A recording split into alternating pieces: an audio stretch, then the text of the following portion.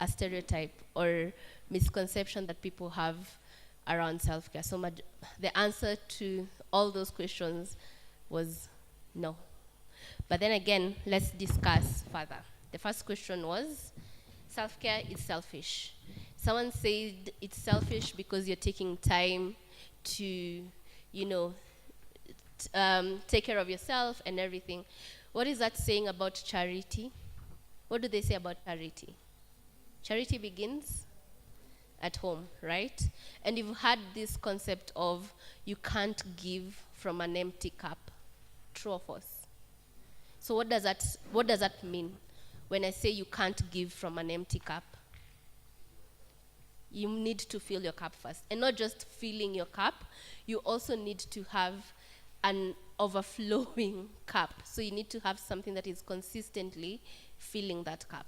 And that is where now self-care comes in and all these other things. In the sense that if I give from a cup, sitabaki nusu or empty, there's something that is constantly overflowing or constantly refilling my cup. True or false?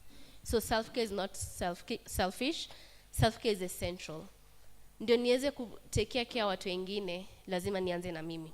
If I need to love other people, I need to learn how to love myself first. Sindio? We, as human beings, we project what's inside us. True or false? True, right? So make sure everyone has this paper and a sticky note with them. Sawa? Yes? Self-care is not selfish. Self-care is essential. It's an essential need. So, see selfish. So, I am. My other question was, story ya self-care kukula time mob. So we were told on this one it's gender-based. Madam will take more time. Let me ask you, when we're thinking about self-care, what comes to mind? A trip to a vacation trip, a spa date. What comes to mind when you think about self-care? Anything that you're spending money on, right? Does taking a nap add up to self-care? Yes. Does taking a long shower equate to self-care? Does taking a walk equate to self-care? Yes or no? Taking a long, yes. Kama umekuwa ukioga maybe 5 hours ile 5 minutes umeingia umetoka. This time you're taking your time. You're taking a whole hour shower. If you can, at 30 minutes.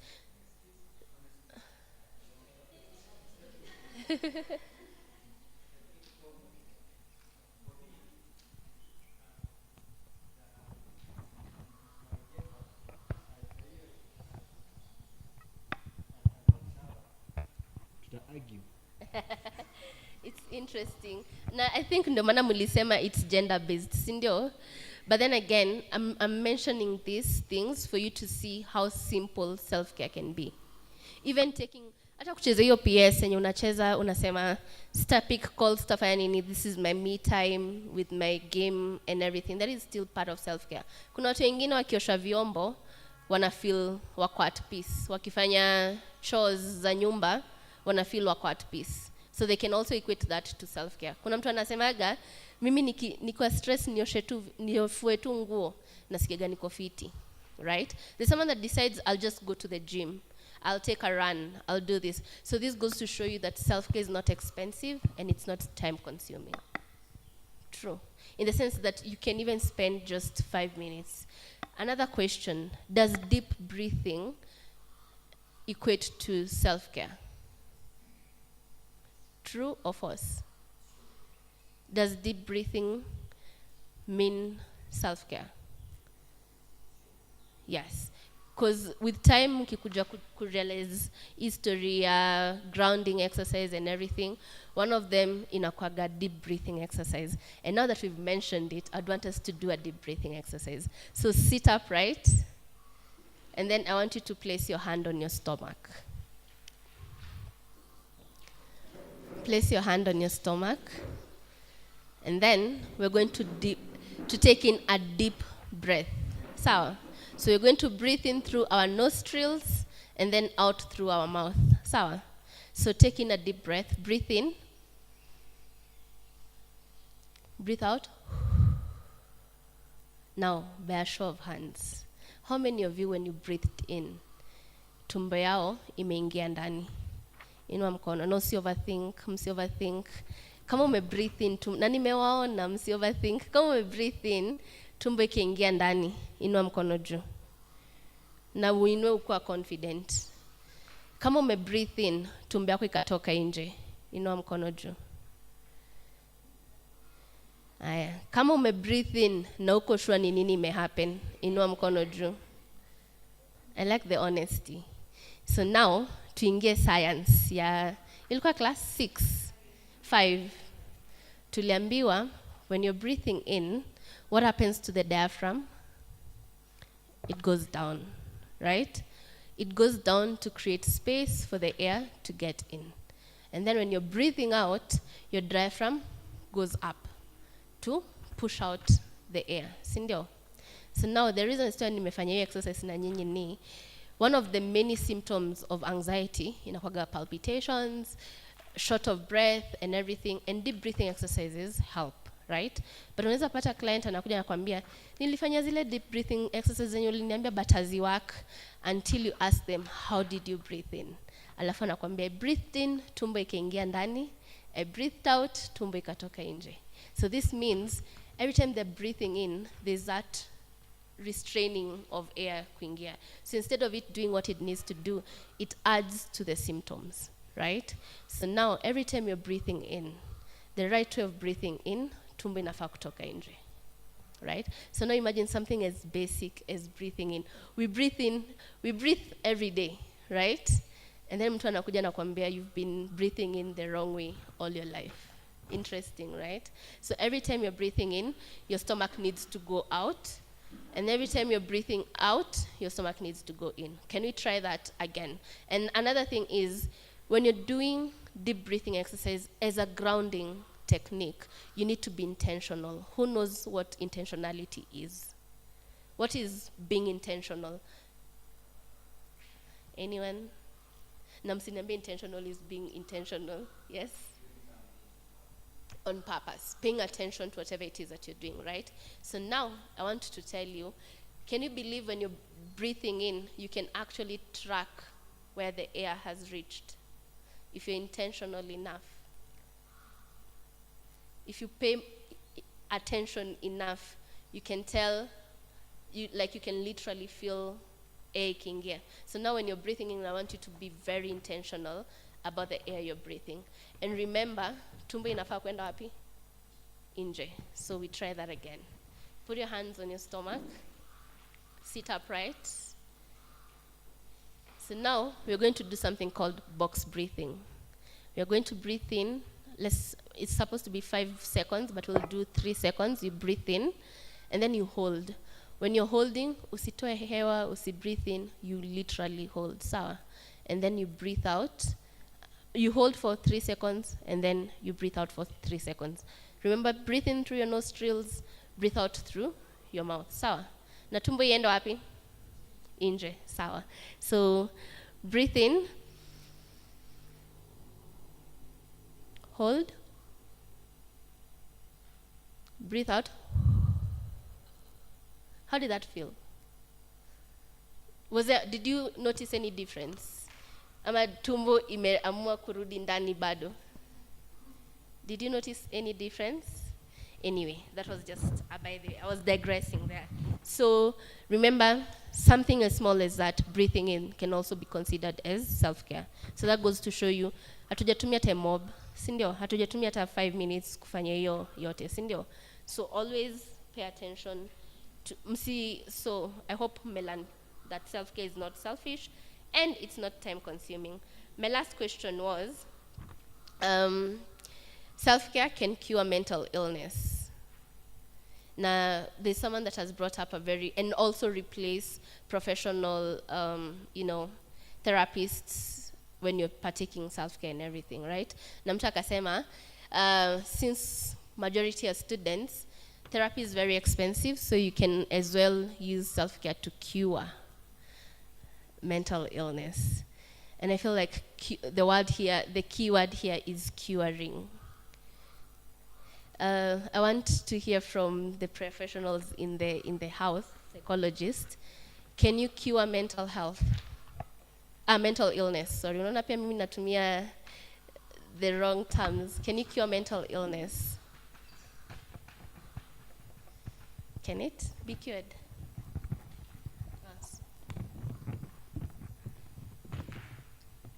Yes. That's a very tricky question, because first of all, there are some mental illnesses that are very acute, and when they are in the acute phase, yes, they can be cured, but majority of the mental illnesses are not curable. You just treat, you manage. But in the acute phase, especially if it is stress-based, there's usually possibility of a treatment to the point where you have cured it. But majority of the cases, you can't cure.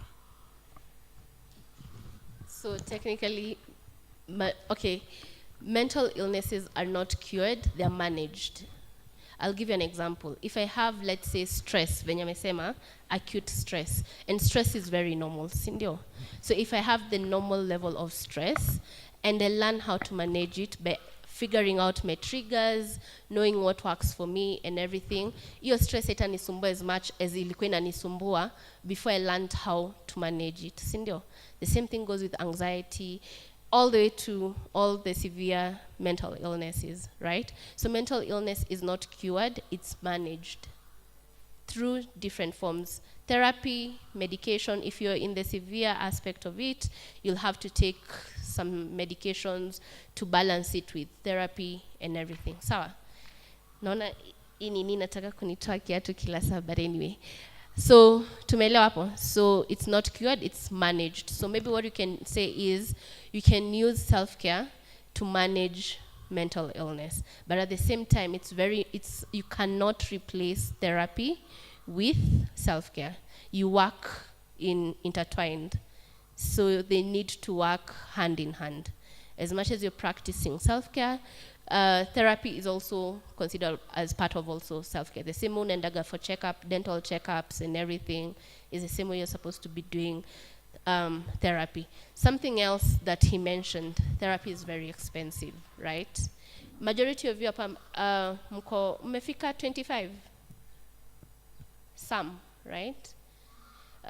Did you know KNH offers free mental health services to people below the age of 25 for free? Like you can just walk in and talk to someone for free. Did you also know Red Cross has toll-free numbers for mental health related cases? Like unapiga bure, like hautachajiwa credit or anything, and you get assigned to a professional therapist. Did you know this? Did you also know Mathari offers therapy for 500 bob? If you just walk in for 500 bob in person. And maybe ukikuja kwangu for a private session, naweza kucharge hata labda 8K. Mathari wana charge 500. Right? So that goes to show e-help iko out there. It's just that maybe the news hadn't reached to you. Sawa? And the same thing, pia Chiromo wako na toll-free numbers. A couple of mental health organizations also have toll-free numbers. So it's just a matter of you figuring out where to seek the information that you need. So tumesema mental health is accessible, yes. As much as we'd want it to be more accessible, there are certain institutions that are already doing this. So msikufe na stress, noneza pandatuma tuende KNH, no ongeleshe a therapist. Unaweza pigia Red Cross simu, wa come through. HUGS organization, we also have a free mental health services, in the sense that currently we have one for drugs. You sign up, and you have a whole therapist for the rest of your life. So hizi vitu ziko out there. It's just a matter of you getting the help.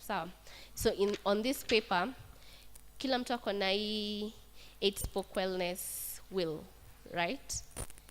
There are a couple of things written there: emotional, physical, intellectual, spiritual, occupational, social, financial, environmental. Sindio? So this is what we call the 8 dimensions of wellness or well-being. So this means for you to be psychologically well, all these areas need to balance. Utapata kuna time, mseta focus so much on one, and neglect the others. Sindio? Na hapa, mnafaa kuongeza pia leisure pahali. Is that okay? Because leisure is also very important. So when it comes to your self-care, always make sure that all these 8 areas are well balanced, you've paid attention to all these 8 areas. Sawa.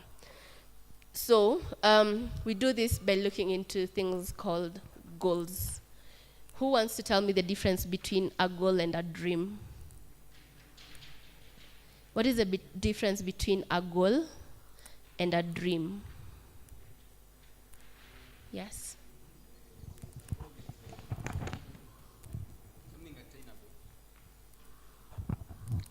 For me, a goal is something that you have a step-by-step process on how to attain, but a dream is just an overall view of what you might want. Okay. Do we all agree on that? Sema hivyo tena.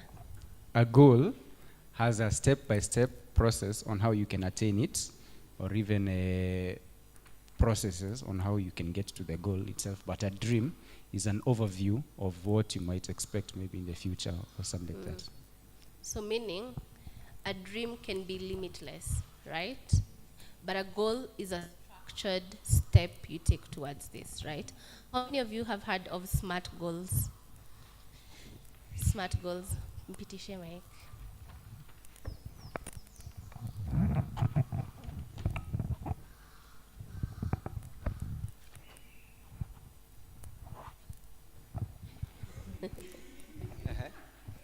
What is SMART goals?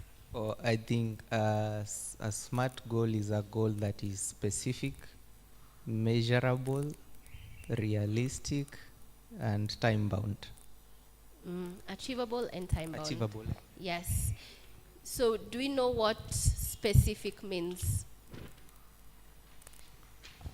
When I'm setting a goal, acha niwapatie example. If I'm setting a goal, nataka cut weight, of which honestly I need to. Alafu nijambie, I want to be healthy. Is healthy a specific goal? Can I measure how much healthy I am?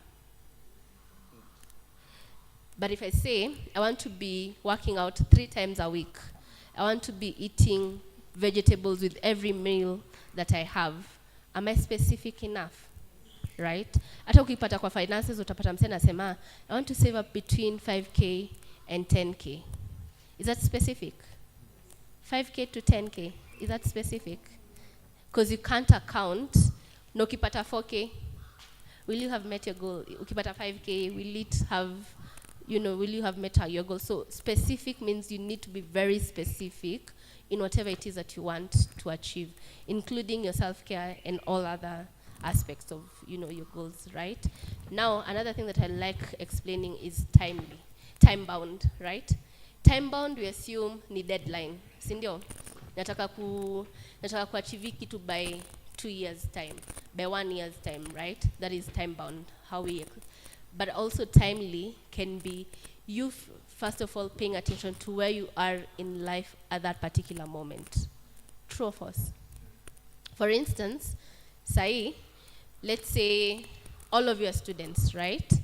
And then let's say one of your biggest goals is to work at a certain organization as a manager, right? For that goal, would that goal be timely? What is your main pressing goal right now to pass your exams, to achieve getting there?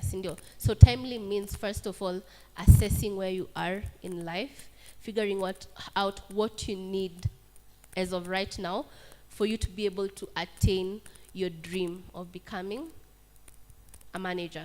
Does that make sense? And that's why there's a very big difference between a dream and a goal. So every time you're setting your goals, when you're thinking of time, don't think as it was just, limit like deadlines, adi date and everything. Think of it also as timely. Niko wapi sahi? What do I need the most sahi? Does that make sense? Hadi hapo, do we have any questions in regards to maybe goals, self-care?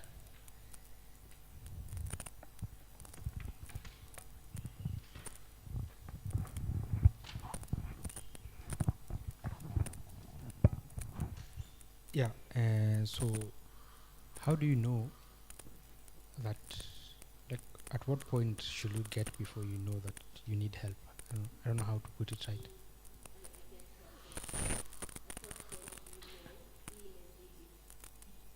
I feel like the most important thing to have is self-awareness. Self-awareness is that aspect of knowing, mimi, stress kama ikifika, na react hivi na hivi. So when we talk about self-awareness, I also like including understanding your baseline. Understanding your baseline is knowing, hapa hivi, niko fiti hapa. But ikipita hapa, imeanza kukua more like warning signs. And then when we talk about issues that affect you, kama vile tumesema, there's normal stress. In life, hakuna time itafika, ukwe stress free ati completely for the rest of your life.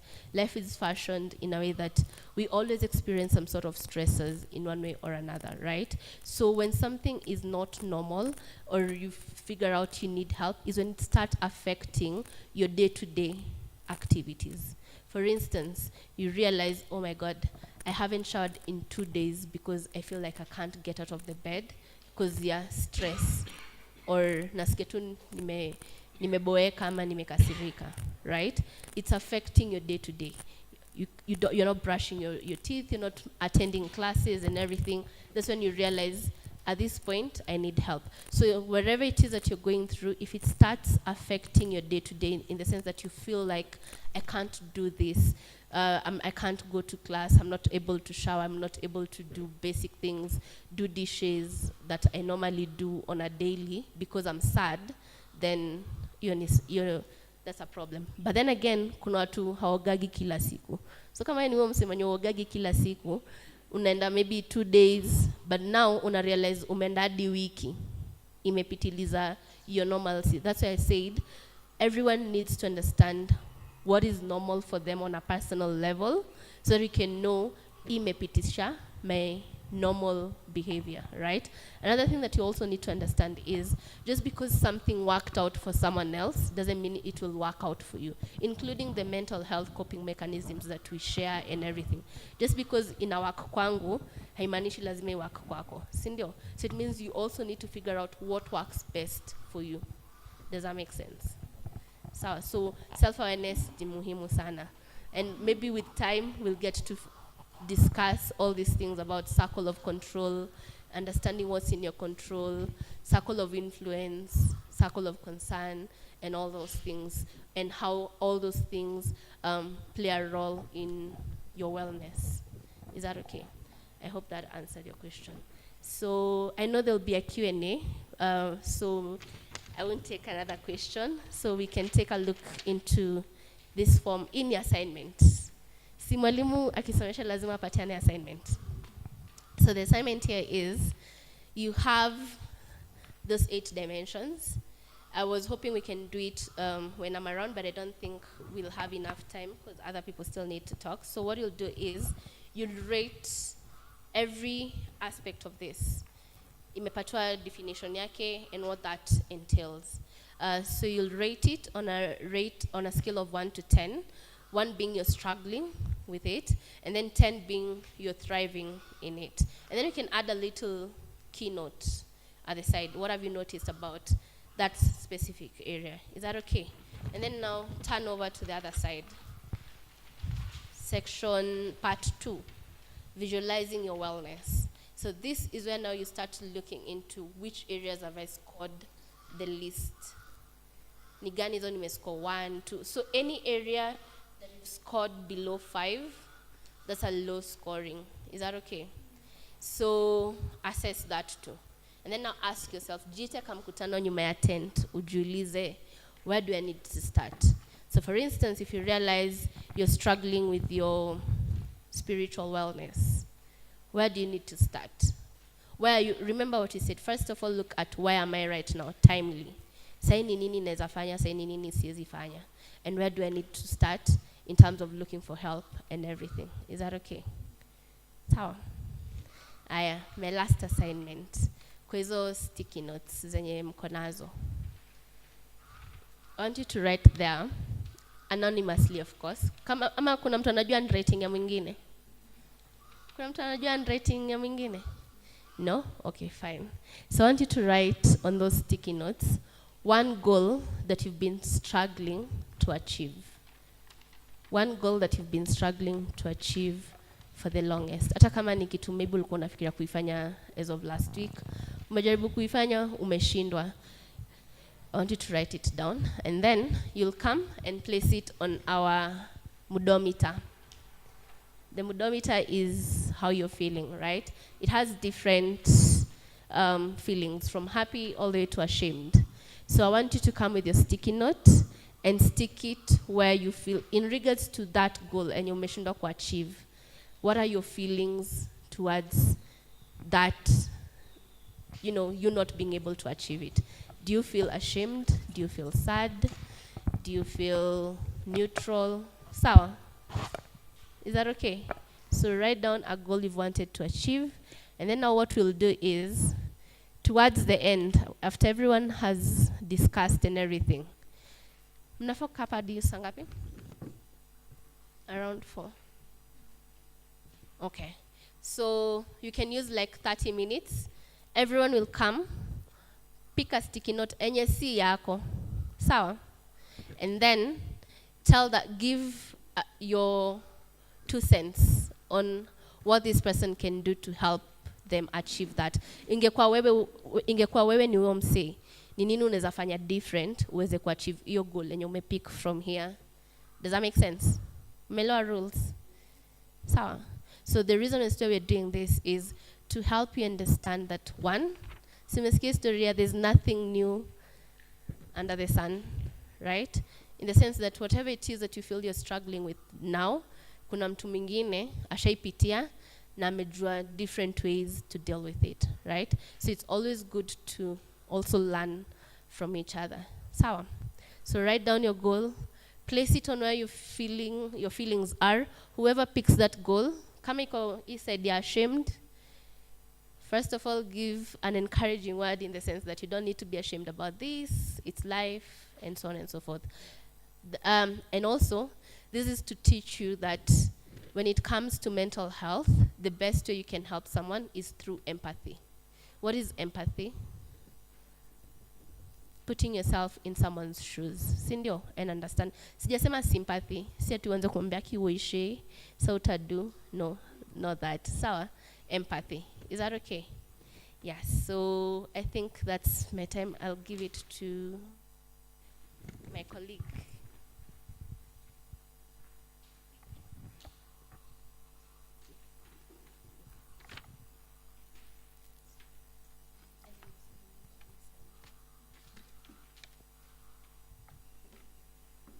Hi guys. Hi's. Mko salama? I think we can take an intermittent break. I know there are those who are from first service and second service, so that we also take something to bite. So what we can do is, have we written down on our notes? Our sticky notes? No? Have we written down? Hatujaandika? Okay. As we do that, while we set this up, as takuja, you place it there, and then we go take something. That's okay. So maybe we can give you around.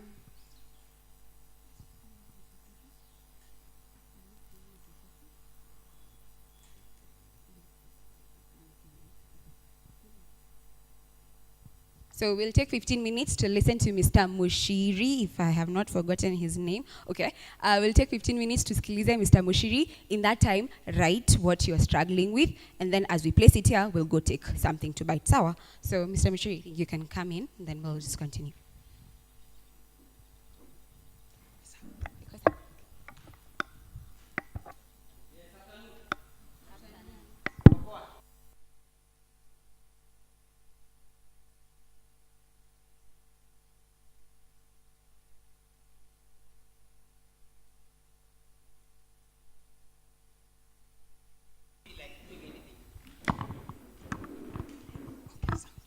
Who has ever woken up feeling so overwhelmed that they didn't want to do anything? Majority of us, isn't it? So, one thing about our mental health is that even when we are taking care of ourselves, there are so many things that are usually out of our control. And sometimes things can change. Things can happen. And when things happen, that is when we need to do what? To seek for help. I want to share a story. Unataka kusikiza story? Haya. So, a few years ago, one evening, it was a Friday night. So I had come from work. I was relaxed in my house. It was a new apartment that I had moved in. And then the apartment was in the 3rd floor. So I had watched a movie up to around midnight. And then I decided now it's time to go and sleep. Since the following day was on a Saturday, I decided that I would not sleep early. So by the time I was getting to bed, it was around 1 a.m. So I went and slept. So remember, it is a new apartment. So the apartment had 2 main doors. There was a front door, and then there was a back door in the kitchen. So it didn't bother me to keep locking the door so much. So I just returned the door, and then the front door, I locked it quite well. I was secure because I was in 3rd floor. So after I had slept, I think from a distance I heard a window crack. But since I was dreaming, it didn't bother me. Usually when I sleep, what I do is that on my bed table, I put my phone on charge so that I am not tempted to use the phone while sleeping. So that is what I had done. And then I had not even locked my bedroom door, so I had just slept. So apparently what was happening, a certain Spider-Man had come through the back door, akapanda 1st floor, akapanda 2nd floor, akapanda 3rd floor. Kama alikuwa anajua kuna mgeni kwa hiyo nyumba. So he went through the back door to the kitchen, akavunja dirisha, aka-unlock the hinge, akaingia kwa nyumba. I don't know kama alikuwa amenipulizia or what had happened, but he had so much time. So this is what he did. Akaingia sitting room, akatoa curtains. Then akachukua my television set, akaifunga na curtains, akarudi akateremka na hiyo chuma, akaenda akaweka TV huko chini, akarudi tena juu. Akachukua my laptop, another laptop, akaweka kwa bag. Then akafunga bag, akachukua my wallet, it was there, it had some cash, akaweka kwa bag. Then akaingia kwa my bedroom. Remember, I'm sleeping. So all this is happening when I'm comfortably sleeping and snoring in my house. Akaingia kwa bedroom, unplug my phone. Akatoa the SIM card. Akawekelea the SIM card hapo. Remember, I'm still sleeping. Then sahi amewasha mpaka stima, especially kwa sitting room. Then he took the phone akaweka kwa mfuko. Then akarudi sitting room. Before I went to sleep, I was taking some soda. So the thief even had time to take my soda. That's why I was thinking, was it something that he had sprayed on me? So when he was now leaving the 2nd round, sasa akona bag kwa mgongo, akona simu yangu kwa mfuko, akishuka, something clicked and I woke up. And then a bit confused. So niko na vest, na short, mguu tupu. So as I was walking, kwanza nikaingia sitting room. You see, when you organize sitting room yako, it gives shape to the house. So TV, curtains, kuna venye zina inform the way your house is. So kwanza nimetokeleza kwa sitting room, what has changed? Kumbe ni curtains na TV? Hakuna. So bado my mind is still doing what? It's still loading. As I was walking, I stepped on a glass yenye alikuwa amevunja, so kwanza nikakatwa. And then all of a sudden, I think my survival instinct ikafanya nini? Ikaamka. Nikaenda balcony, nikaona mtu anafanya nini? Anateremka. Without even thinking, mimi nikafungua hii mlango ya mbele nikateremka. Remember niko mguu tupu, I am bleeding, I have a short and a vest, nikakimbiza huyo mtu. By the time alikuwa anafika chini kwa chuma, mimi nilikuwa nimefika chini kwa stairs. Tukakimbizana. Now because nilimpata katikati, he was not able to carry the TV.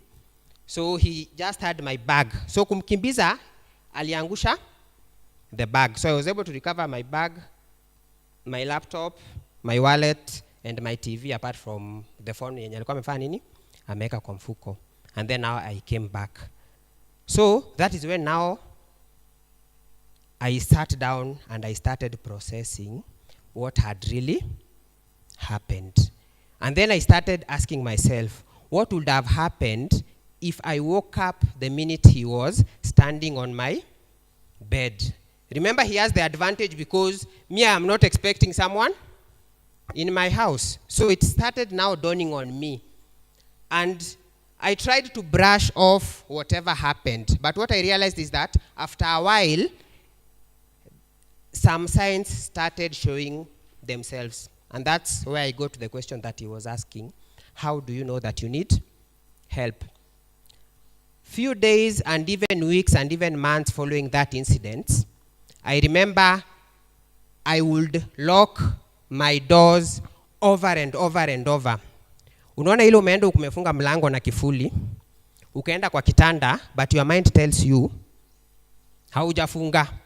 So you wake up, you try to convince yourself that you closed, but you wake up and you go back and you check, I have actually locked. I go to bed, I sleep, still the thought comes back again. You have not locked your door. So what that does to you, it means that you will not sleep the whole night. Because every time you try to sleep, you will still wake up and go and check whether you locked your door. What that also meant is that wherever there was a sound, even from the farthest distance, it would always wake me up because I thought, labda mtu amefanya nini? Amerudi. So that is something that kept bothering me until to the point where I had also to seek for help. I remember even some friends will come to visit. Mgeni akiingia kwa nyumba, the first thing I do is lock. Whether ni mchana, ni asubuhi, ni usiku. So sometimes some of my friends will be like, mbona umefunga mlango hivyo? Sasa umefunga na koj, kama ni 3, umefanya nini? Umefunga na zote. So sometimes that is what happens. Sometimes life can be so unpredictable. And that's why we are saying we need to have these conversations. Because we are not always in control of what is happening.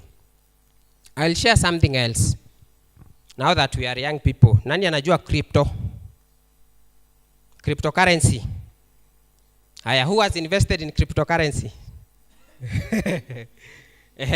So, I've also invested in cryptocurrency. So, when for those who may invest in cryptocurrency, when October started, we started saying, this October, we usually talk about the market being either bullish or bearish. Bullish meaning positive and bearish meaning negative. So we started saying this month looks very positive. Then on Friday happens. What happens on Friday? Donald Trump says that he's going to impose 100% tariff on China. And remember, the cryptocurrencies were formed on the basis that they are supposed to be different from the normal market. So they are not supposed to be affected by what is happening in the normal market. But do you know how many people were liquidated within 30 minutes? Millions of people were liquidated. And one of the tragic story is one of the investors who was found having committed suicide in his Lamborghini because of what we call the market crash. I also lost all my profit apart from the initial capital, because unaona ile umetoka online kupumua, ukirudi the account is literally empty. So that is how life can be sometimes. And part of the reason why we are actually thinking about this self-care is they help us to build resources when we need them the most. And especially one of the activity that we've done that is called the breathing exercise. Do you know why breathing exercise is so important in mental health?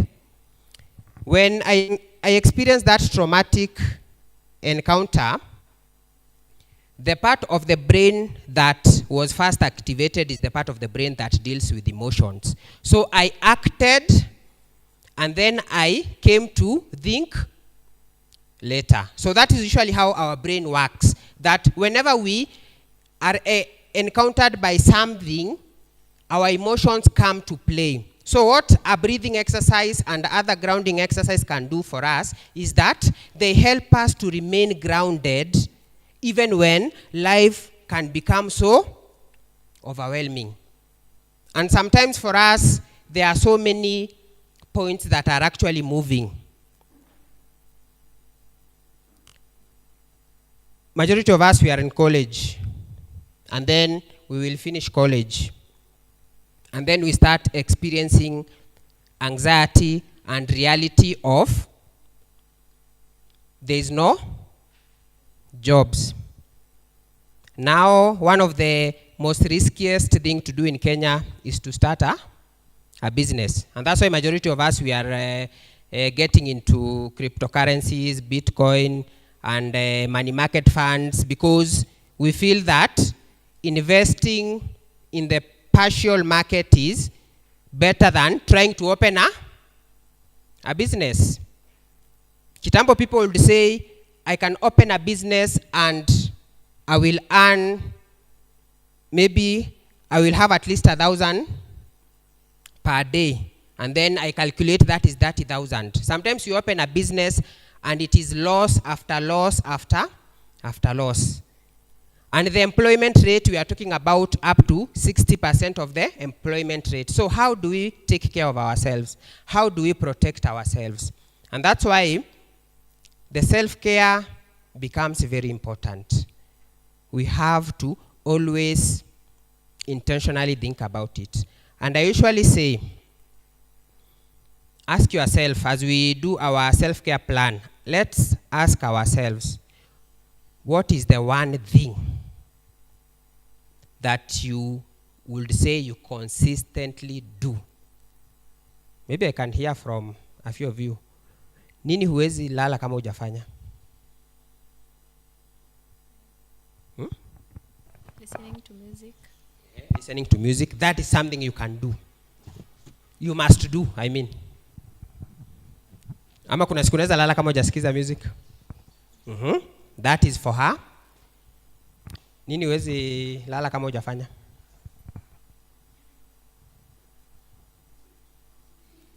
Listening to music. You? Yes? Drinking water. Drinking water. Though that, remember, is a part of life. Tunasemanga water is life. What must you do? Confirm? She must confirm her alarm. So this is what I want us to do, and is also part of our assignment. Find that one thing that you must do every day, no matter how busy, how depressed, or how lonely you feel, you must do. For me, that is praying. Hata nikose kufanya nini kwa siku, hata nikose kuenda kazi, hata nikose kuoga, lazima nifanye nini? Niombe. And I've realized, since it's something that I must do every day intentionally, it is always something that I go back to whenever everything else does not work. So when you have that one thing that you consistently do intentionally, it will always hold you down whenever everything seems not to work. So let us think about it. Let us do something. So lastly, I will just give some of the pointers that you can look up to that might tell you that you might need to seek for help. That also helped me to know that I needed help. One of it is when you find yourself losing interest in the things that you love. We all have something that we love. And when you hear someone mentioning music, probably that's something that they love. But when you have those days, a week, 2 weeks, a month, you've lost interest in the things that you love, then it might be time that you needed to ask for help. When you find yourself having memory problems, especially at our young age, umeanza kupata dementia at 25, that might be an indicator that you need to seek help. When you are having constant mood swings and you cannot explain what is making you angry, you cannot explain what is bringing the ups and downs, that might be an indicator you need to seek for help. When you start neglecting your appearance, you are not combing your hair, you are not doing your hair, you are not taking a shower, na sio leo peke yake, kesho, wiki mzima, that might be an indicator you need to seek for help. When you feel overwhelmed, especially consistently over a period of time. In mental health, we talk about a period of at least 2 weeks when you've consistently been feeling too sad and overwhelmed. You cannot get out of bed. And sometimes you know that it's problematic when you cannot brush your teeth. You know, brushing our teeth seems like a very easy task. You just put the toothpaste in the brush and you just brush. But when you are too overwhelmed, even lifting the toothbrush becomes difficult than lifting that speaker. So when you feel that you are consistently, or you've consistently been feeling that for a period of days, then you know that I need to seek for help. When you feel constantly anxious, like the way I could not sleep, I was constantly anxious. And that is at night, at the middle of the night. Because every minute, every second, I'm wondering, have I locked my door? Then you need to seek for help. Eating more or less. It depends. Sometimes for some people when they are stressed, they eat more. Others when they are stressed, they eat less. So, depending on our appetite, if you are eating excessively more than usual, there might be a problem. If you are eating excessively less than usual, there might also be a problem. Then, disruption in our sleep patterns. How many hours per night are we supposed to sleep? 6. Who else? 7. Another? Hakuna wa 15. So, we are supposed to sleep a minimum of 7 hours and a maximum of 9 hours. So we talk about 7 to 9 hours because each night we have 5 sleep cycles. That is a topic for another day. So when you calculate the cycles, it will come up to about 7.5 hours per night. And studies have shown that sleep on its own has so much impact on our mental health. Sometimes it might not show up. Sometimes when you sleep even 5 hours, you might wake up feeling okay. But the impact that those 2 hours deficit are going to have on you is too much, especially for us students. It is during sleep when our memories are consolidated. Everything that we are learning today, all the interactions we are having today, when we go to sleep, that is when they will be consolidated into a long-term memory. So if you don't sleep enough, it means that you will end up forgetting majority of what we have learned. Majority of the memory problems might also come because of lack of adequate sleep. And then for some of us, wenye unaweza jiambia ushike mbili ndio uzime. Si mnajua nini tunashika? There's a difference between sleeping and coma. Ukikunywa, what you go into is what is called an alcoholic coma. And that is not sleep. Because when we talk about sleep, we talk about the quantity of the sleep, that is the 7 to 9 hours, the quality of the sleep, and how consolidated your sleep was. So ukiona mtu amekunywa akazima, usijiambie huyo ndio amelala vizuri. No. There is a lot of disruption that the alcohol has actually done to the brain.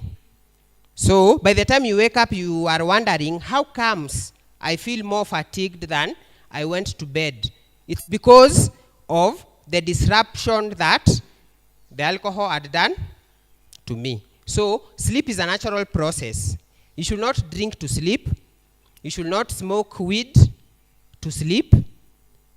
And I know sometimes that has also been used as a sleeping medication, but sleep is a natural process. And if you need to take something to sleep, you need to also seek for help. And it does not just apply on alcohol and cannabis. It also applies on Peloton and any other over-the-counter drug. You are not supposed to take any medication to sleep. Kama daktari hajakwambia, for now or for this period, you need to take this medication. But sometimes, majority of the times, tutaenda kwa pharmacy, tupatie Peloton, ndio nilale. So that is already an indicator that you need to seek some help so that you can be assisted on how to sleep. And finally, the other warning sign to tie on what I've said, if you find yourself using any substance to cope with the daily challenges of life, my co-facilitator has said that we cannot live with zero stress. We'll have academic stress, we'll have financial stress, we'll have family stress, we'll have career stress. But if you need to take a substance to cope with any of those stress, then you need to seek for help. If your fun must always mean that I can never have fun unless there is something that is invigorating me, that is giving me the oomph, then you also might need to seek for help, because that is usually how it's usually starts. And remember, for people who are below 40 years, we are at most risk when it comes to the impact that substances have, the impact that poor financial management has, the impact that mental health conditions has. It usually falls a lot on us. And that's why we need to talk, we need to share, we need to take care of ourselves. And of most importance is that we need to be aware of ourselves to the core. Thank you. Thank you thank you so much. I do not have a story of when I was almost robbed, but I also am very conscious of kama nimefunga mlango. But thank you so much. Do we have our sticky notes ready? Tumeandika vitu kwa sticky notes? Ama tulisahau? We have. Tuko na vitu. For those who are not aware, we are writing some of the things that tuna struggle with. Or is it a lack of pens that is the problem? For those who are not aware, we're writing on our sticky notes the things that we're struggling with, the thing that you know, the one thing that you know you should be doing, lakini for some reason bado hujafanya. Then you'll come and place it here and tell us how it makes you feel, and you'll just place it across the anywhere. You'll just come and read wherever that sticky note makes you feel, just place it, and then we'll discuss it later. So for those of us who have, kindly come and bring it there so that we also take our break. I'll ask Purity to help me over there. And then for those who haven't, andikeni, and then you'll come and take us. Sawa sawa. And the next session we'll have the people from Mata answering some Q&A, and then we'll continue. Sawa sawa. Okay? Okay, sawa sawa. So come bring your sticky notes. I will start the line and then we'll take less than 10 minutes for our break. Yes, karaoke? Dear Lord Jesus, thank you for whatever that they have prepared there for us. As we have it, may you bless it. In Jesus' name we pray. Amen.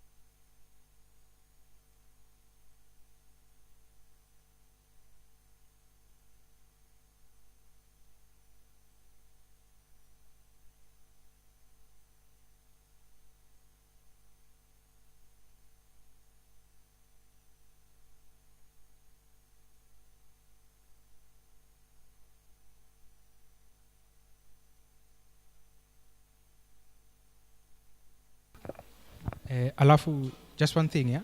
If you have a burning question, yeah. If you have a burning questions, kutakuwa na, I'll be passing papers around. Unaweza andika na ita anonymously itapatiwa to the speakers and they'll answer it. And if you want it to be answered si mbele ya wase wote and you want to have a one-on-one, you can also write it on that blank piece of paper. Okay.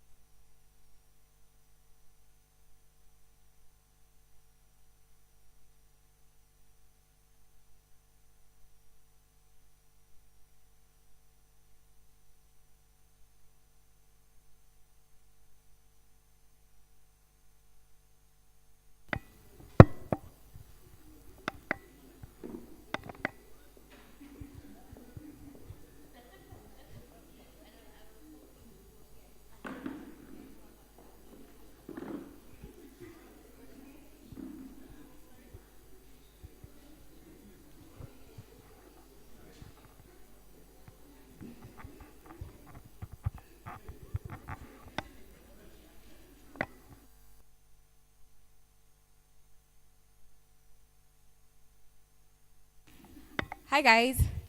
Hi's. 2 minutes to finalize. If you've not finished, it's okay. You can continue. We'll just go to the very next session. We want to just take some couple of Q&As, and then we'll finalize. Sawa. In the meantime, if you have burning questions, you can always inua mkono, write anonymously. There's a paper going around. Or if you want to speak to someone directly, feel free to talk to them directly. Sindio?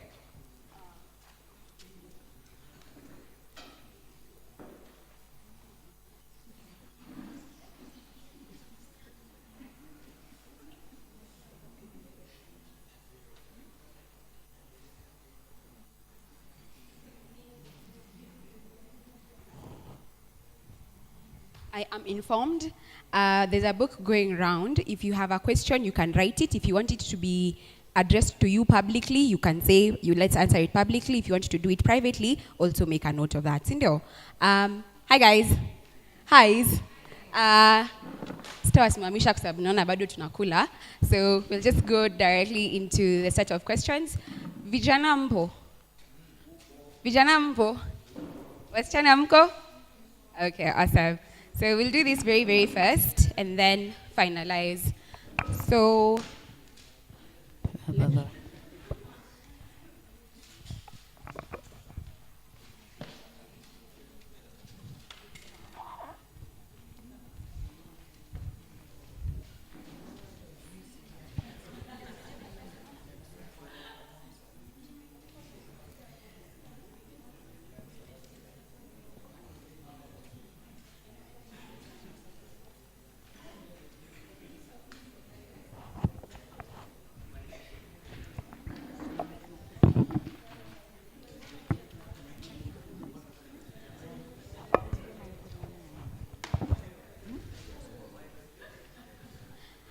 hello?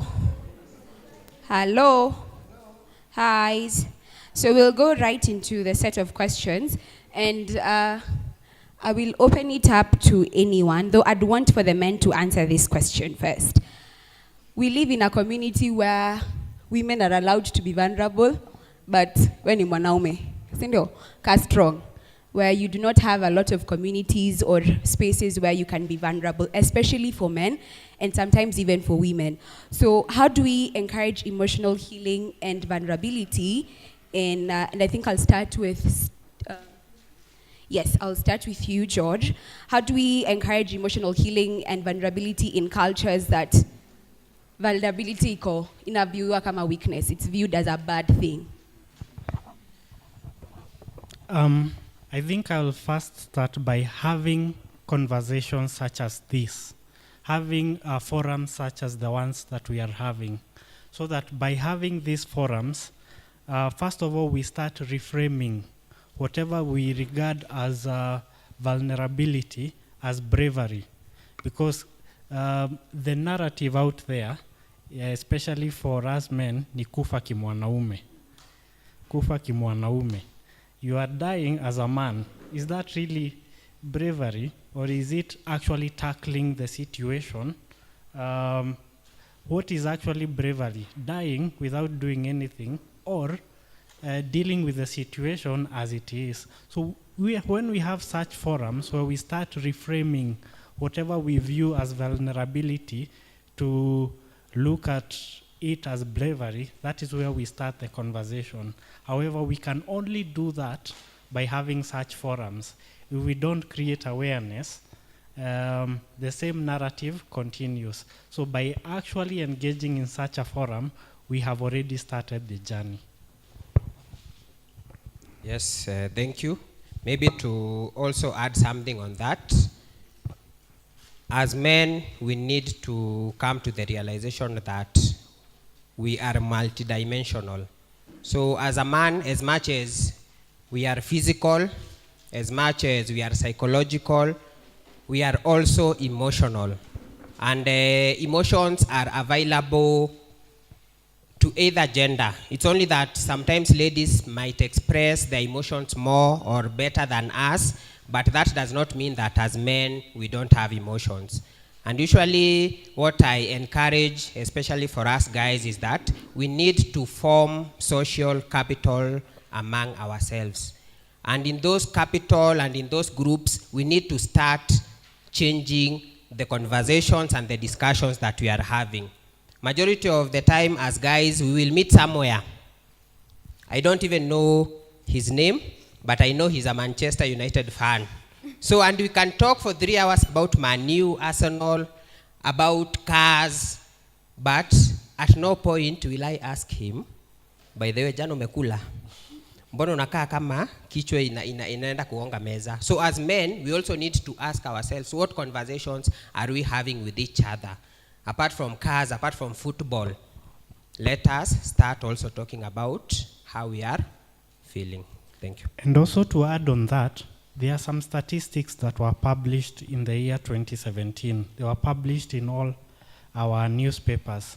In the year 2017, the total number of people that died by suicide was 421. Do you know how many were men? Mnajua ni wangapi? They were almost 360. Yes. Among all those people who died by suicide, 78% of them were men. So men, hata hii tunasema kufa kimwanaume, we are affected so much by suicide, yet we don't even talk about it. Statistics show that men are more prone to die by suicide than women. However, women are prone to attempt more than men. I don't know whether we are seeing that statistic. But because women have been raised in a culture where they are trained to seek for help, but men are not exposed to that culture, men, when they attempt suicide, are going to attempt with more lethal means. Yeye atachukua kamba, ajinyonge. Atachukua gun, ashoot, aende. Women will first of all talk to their friends. They will say that I am not feeling, I am feeling some type of way. Then even the friends will intervene before the actual event happens. So men, we need now to start that culture of sharing, as my colleague is saying. To add on it, we need to constantly ask ourselves, can you label what you are feeling? Right now, if I asked a question, how many people can tell me what they are actually feeling and not thinking? Anyone? You're feeling sleepy? We had a feeling we'll hear. Where is sleepy? Sleepy? Sleepy, is it a thought or a feeling? Another word instead of sleepy, exhausted. Exhausted is the feeling. Sleepy is the thought of you would like to sleep so that you feel less exhausted. Any other?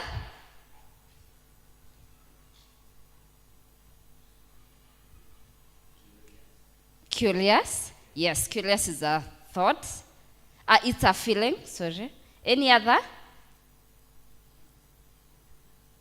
So in our conversation, we need to constantly go beyond what we think and go deeper to what we actually feel.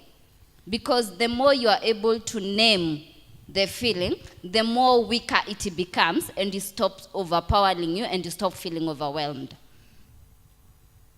Thank you, Wangeshi. In the same light, then, how do we design our routines to be able to support long-term mental well-being? Because it's one thing to say we take breathing exercises, but are there any other things that we can do that are now ingrained in our everyday lives that help it become less, our mental well-being stops becoming this big thing. It becomes a part of who we are as human beings. The same way we think about how we're going to set our alarms, what are those routines that we can add that actively now become part of our mental well-being? I think my previous speakers had talked about briefly. Like there's a question you are asked, what is that one thing that you have to do every day? There's that, okay? The other thing, it's breaking your day into specifics. Where do you have a morning routine that you have a routine of maybe 5 things you can do, before you just leave your house to go to work. That's the first one. An example, we talked about the 8th dimension of our well-being, where we look at emotional well-being. In emotional well-being, you can constantly say, before I leave the house, I need to break my goals into smaller portions. Like, today, what are the 5 things I need to do? Then you can journal your thoughts, where you ask yourself, what am I feeling? How would I like to project my day? We have the spiritual part. Can I set like 5 minutes where I go through a Bible scripture and pray about it?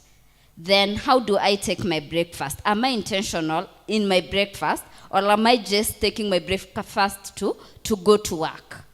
See? We have, for this one, I know it's common in female, they have a skincare routine where they're very intentional on how they're taking care of their skin in the morning. Then during the day, you can have we have organizations that they have 15 minutes tea break. What do you do during your tea break? Is it just taking tea? Or can you take that time to take your breathing exercises? Can you take that time to just close your eyes and just listen to your body, do a body scan, or do a meditation where you just want to be in the moment, not in the future, neither in the past. You're just there in that particular moment. Then during the lunch time, the 1 hour break, you break it down into just not feeding, but also what else? If you like music, can you listen to that music to help you calm down? You can even do a cold shower splash on your face to help your nervous system to just calm down. At that time, you can also break down your spiritual routine.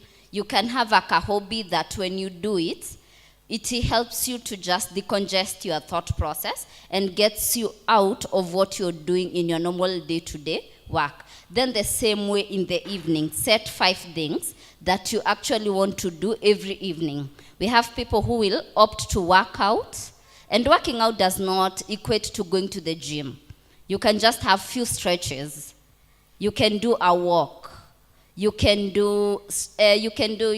these days we have the YouTube and there's the steps, the jumping, the stretches, the yoga. You incorporate them in your evening routine. Then ensure you eat your maybe 3 meals a day. You see, you're intentional about the 3 meals a day. The 8 glasses of water, you're intentional about it. So those are some of the things you can break down to make your daily routine, to constantly check with your mind and your soul and your body to always to be in contact. Yes. So what we are basically saying is that there are so many self-care routines that we can take. But the most important thing to remember is that it has to be intentional and you have to prioritize it. What I usually say is that rest is not a reward. You know, sometimes we take rest that now that I have worked for 48 hours without sleep, now I need to take a break. No, breaks need to be intentional so that you say at this particular time, it is my time for break, it is my time for rest, it is my time to take my self-care activity. So it has to be very intentional. And the other thing that we have to remember is that you need to be aware of what works for you. Because with the variety of activities for self-care, it also means that different things will work differently for other people. There are people who, I have a friend who does CrossFit 6 out of 7 days in a week. Me, I cannot even go to the gym 2 days in a week. That does not work for me. But I also have routines that work for me. So the most important thing is to ask yourself, what works for me? And then when I find that out, then am I intentional about it? Okay. I'll circle back to that because I think I liked what you mentioned earlier on about being in crypto and always being stressed about the market. And also we're in high school, no, university, colleges, by show of hand. How many of us are in high school and not university and college? Show of hand. How many of us are in the job industry? Show of hand. How many of us in the transitional period? Show of hand. Okay. So we are all in those facets of our lives. So how do we build resilience and still maintain mental well-being without glorifying hustle culture? everyone is trying to make money out here by good means or by bad means. Everyone in Nairobi and everyone here is trying to make money. So how do we build resilience in a very fast-paced world, but also maintain our mental well-being without glorifying hustle culture? I think I'm conscious to hear from you and also from George. Okay, thank you for that question. This is what I would say. One of the most difficult thing, especially about building our finances, is not shifting the goalpost. Because not knowing when enough is one of the biggest challenge that we usually face, especially when it comes to finances. Because majority of the time and the way the world is moving right now, I want to experience the world at a fast pace. I want my income to grow tenfold overnight. So today I will have a goal, and my other speaker talked about having a SMART goal. Yes, today I will have a SMART goal. I want by the end of the year to have saved this amount of money. But then at the same time, as I am walking, I meet someone with a Mercedes, and then I go back to the house. No, I need to change this goal. Now I need 10 times what I had put aside. So what will happen is that I will now find myself in the loop of the hustle culture, where now I'm not even finding time to rest or to take care of myself, because I'm trying to see how fast I can get to where I'm going. So as I've said about self-care, the first thing is to understand your situation. And you've talked about the different stages that we are in life. If I'm a student, then I know my financial capability, which also means that I know the kind of financial goals that I can have. If I'm in transition, I also understand my financial capabilities. If I'm in the working space, then I also know my financial capabilities, including where specifically in the working space am I in? Am I at the entry level? Am I with some years of experience? Am I a manager? Am I the CEO? So that all will determine the kind of financial goals that we have. The other thing, especially when it comes to finances, is that a lot of the time, what we think we want to have financially is not the same. Like majority of the time, someone will say, I want to be a millionaire. Who doesn't want to be a millionaire here? But there's a difference between having 1 million shillings and spending 1 million shillings. So majority of the time when we say, I want to be a millionaire, what I am actually saying is that I want to spend 1 million shillings. But to be a millionaire means that you have the money, isn't it? So that means the way I am dealing with the money is not just spending and spending and spending and spending. Because majority of the time, especially as young people, when you think about finances, what comes to mind is, how fast can I spend this money? But remember, finances has other principles. Apart from spending, there is the earning bit. Am I earning enough? And how can I diversify my earning portfolio? Apart from earning, there is saving. So yes, I'm spending and we make to spend, but am I also saving? Beyond saving, am I investing in something that is giving me some return for the money that I have? Then the other thing, how do I interact with borrowing? One of the biggest mistakes that I've done with finances in the past is not understanding how to leverage borrowing. So, and when you look at some of the statistics that we have currently in Kenya on finances, majority of the people are borrowing to eat. That I borrow, I go to the mshwari, I take a loan, naenda nanunua sapa. So, nikichukua loan niende ninunue sapa. How will I repay that loan tomorrow? It means that my debt will keep doing what? Increasing and increasing. The other thing about finances is that we can make so much money, but how do we protect the money? That is also something that sometimes we forget. And when I was talking about the losses that people have made recently, even in cryptocurrency, it's an issue again of protection, because I don't want to believe that I'm not losing, so I just want to earn, but I'm not really thinking about how am I protecting my money. And that's why we have facilities like insurance, etc. So we need really to understand finances from a holistic and dynamic perspective, so that we are not just in the hustle, but we can actually grow our finances in a healthy manner. Mine is be very brief, just to cement what he has said. First of all, resilience does not mean absence of failure. Resilience means that we embrace failure and learn how to pick yourself up after the failure. However, at the end of the day, we also need to ask ourselves what are our limits, because we'll be go to social media. Utaona mtu akifanya something so grand, and you'll also want to achieve that. But do you have the ability to actually achieve that? I think he has expounded a lot about knowing our limits, what are our capabilities, so that we also don't overstretch to achieve something that we cannot achieve. In the topic of social media, and I think I'll want to hear from all of us, starting with you, George. How can we use technology to be a source of, or to be used responsible to support us with our mental health awareness? I've seen people who have opted to use ChatGPT as their mental health expert or therapist, right? And it becomes a very toxic or a very interesting relationship.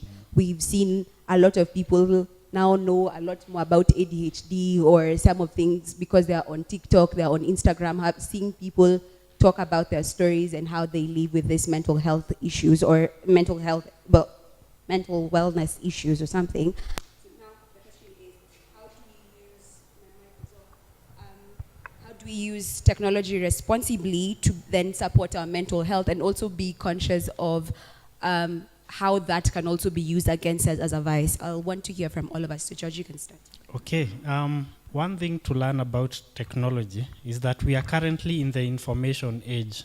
And if we start ignoring it, it is at our own peril. And a good example of looking at it is how Nokia. If you can remember Nokia in the year 2000s, that was the transition from the phones that were back there to smartphones. They ignored that, and by ignoring it, currently they can't be seen in the smartphone industry as much as they were successful back then. So if we ignore AI, it is at our own peril. And however, talking about technology, it is a double-edged sword. It has so many benefits for us, especially in terms of mental health. Just a bit of statistics, 1 out of every 4 Kenyans are going to suffer some mental health condition. However, out of 6 people with mental health conditions, only 1 is going to access mental health care. So that is quite a staggering statistic. So among 5 out of 6 will not access mental health services. And this is where AI and technology is bridging the gap. That is why we are finding people would never have come for therapy because of interacting with AI are actually coming to therapy. Because first of all, it is raising awareness. Then it is also directing people to where they can seek help. So in terms of how AI is beneficial, first of all, it acts as the first line in terms of treatment, in terms of awareness, in terms of screening, then directs people to where they can get help. However, now the risk of it is that, especially if you don't know how you are prompting AI, you might get the wrong results, because AI will treat or will act like a very a person or a friend with so much information. You feed it the information inakupatia depending on the information that you have given it. So it doesn't take the full picture if you don't give all the information. Now, what the difference between that and what a therapist will do is that a therapist will now take all the aspects of life, even the ones that you've not shared with them, so that it can probe you further and come up with a treatment plan. So the risk of it is that, first of all, it might direct you to some, depending also on the AI or technology that you are using, it might give you information that is not full, or direct you to a diagnosis that is based on just the information that you've given, not the full picture. So that is usually now the risk behind AI. I'll also let my co-panelists give their feedback. Wow. I like the summary he has given. AI can never replace the human connection. That's why every time you prompt it, it will always tell you that in terms of emotional connection, it cannot provide that. So it's always important to understand that despite its diverse benefit, it won't give you the accuracy in terms of how to process your emotions. It will only guide you on what else you can use. So it has a clear usage, because it has very nice prompts, like we have the Headspace, where it can help you monitor your thoughts, your emotions. So it is able to track all those, but it's not able to provide what else do you do past it. Thank you. Apart from what my colleagues have said, maybe one thing that I would like to add is that as human beings, we are understood best from the cultures that we come from. And sometimes that is what technology may not replace as far as human contact is concerned. When you go for therapy at ChatGPT, it will give you a response or an advice that it will give anyone, mostly from any part of the world. If you ask about symptoms of depression, it will look at probably the symptom of depression from how maybe the Western context would take it. But usually when you come now for therapy with a human person, what will happen is that I will appreciate and first understand you from the culture and the context where you are coming from. For example, if you come to me and you have a sleep problem, it's not just about the sleep. I would want to really understand what is the context. Why now? What about you? What about your gender? What about your culture and all that? So AI is very resourceful because it has helped us to have information at our fingertips. But then again, there has to be limitations, including ethics to that, so that you don't get the wrong advice. And as my brother has said, technology is about giggle. Garbage in, garbage out. So you miscalculate a bit and it gives you the wrong information. When it comes to human contact, if you're not sure about how you're feeling right now, I might tell you take your time, process. You don't have to say right now, so that you don't bring out the wrong feeling. But when it comes to AI, and you, like my sister was asking, can we mention how we are feeling? If you're not so sure, or if you give the wrong feeling, then you also get the wrong diagnosis. Yeah. Thank you. It's very interesting. I do not know whether we have used ChatGPT for therapy. If we have, that goes our answers. We have a couple of questions here. I will ask each of us to take a question that you are comfortable with. So the first question is how to handle transitioning into the job market. This person says they've been struggling for 5 years and their mental health is taking a toll. So anyone who wants to take that? Okay, I'll take that question. Definitely every transition is going to have some difficulties. But the first thing to first ask yourself for the person is how is your functioning? Because they have mentioned having a mental toll. And that for me is one of the areas to actually begin. Because the minute you are not functioning from a psychological perspective, every other perspective goes down. As we say, there is no health without mental health. So the minute your mental health is on a decline, even going to find something becomes a problem. So that is where we actually begin. Does this person have access to mental health care? Have they tried the self-care techniques that we have been taught today? And do they have a mentor who can mentor them in the field? Especially, this is now where, especially when you go to therapy, this is where you're connected to some of the mentorship programs, especially in that field that you are talking about. Have they tried some of the techniques that other people are facing out there? Have they joined a support group for people with such problems? Perhaps I can also let Mushiri take that question. Yeah, thank you. I think one of the most important skill that have learned when it comes to transition is a skill that we call self-compassion, because transitions can really be hard. And that's why I said when it comes to life, there are so many moving parts, and the majority of the moving parts are actually out of your control, especially when it comes to the job market, when it comes to how the business is doing.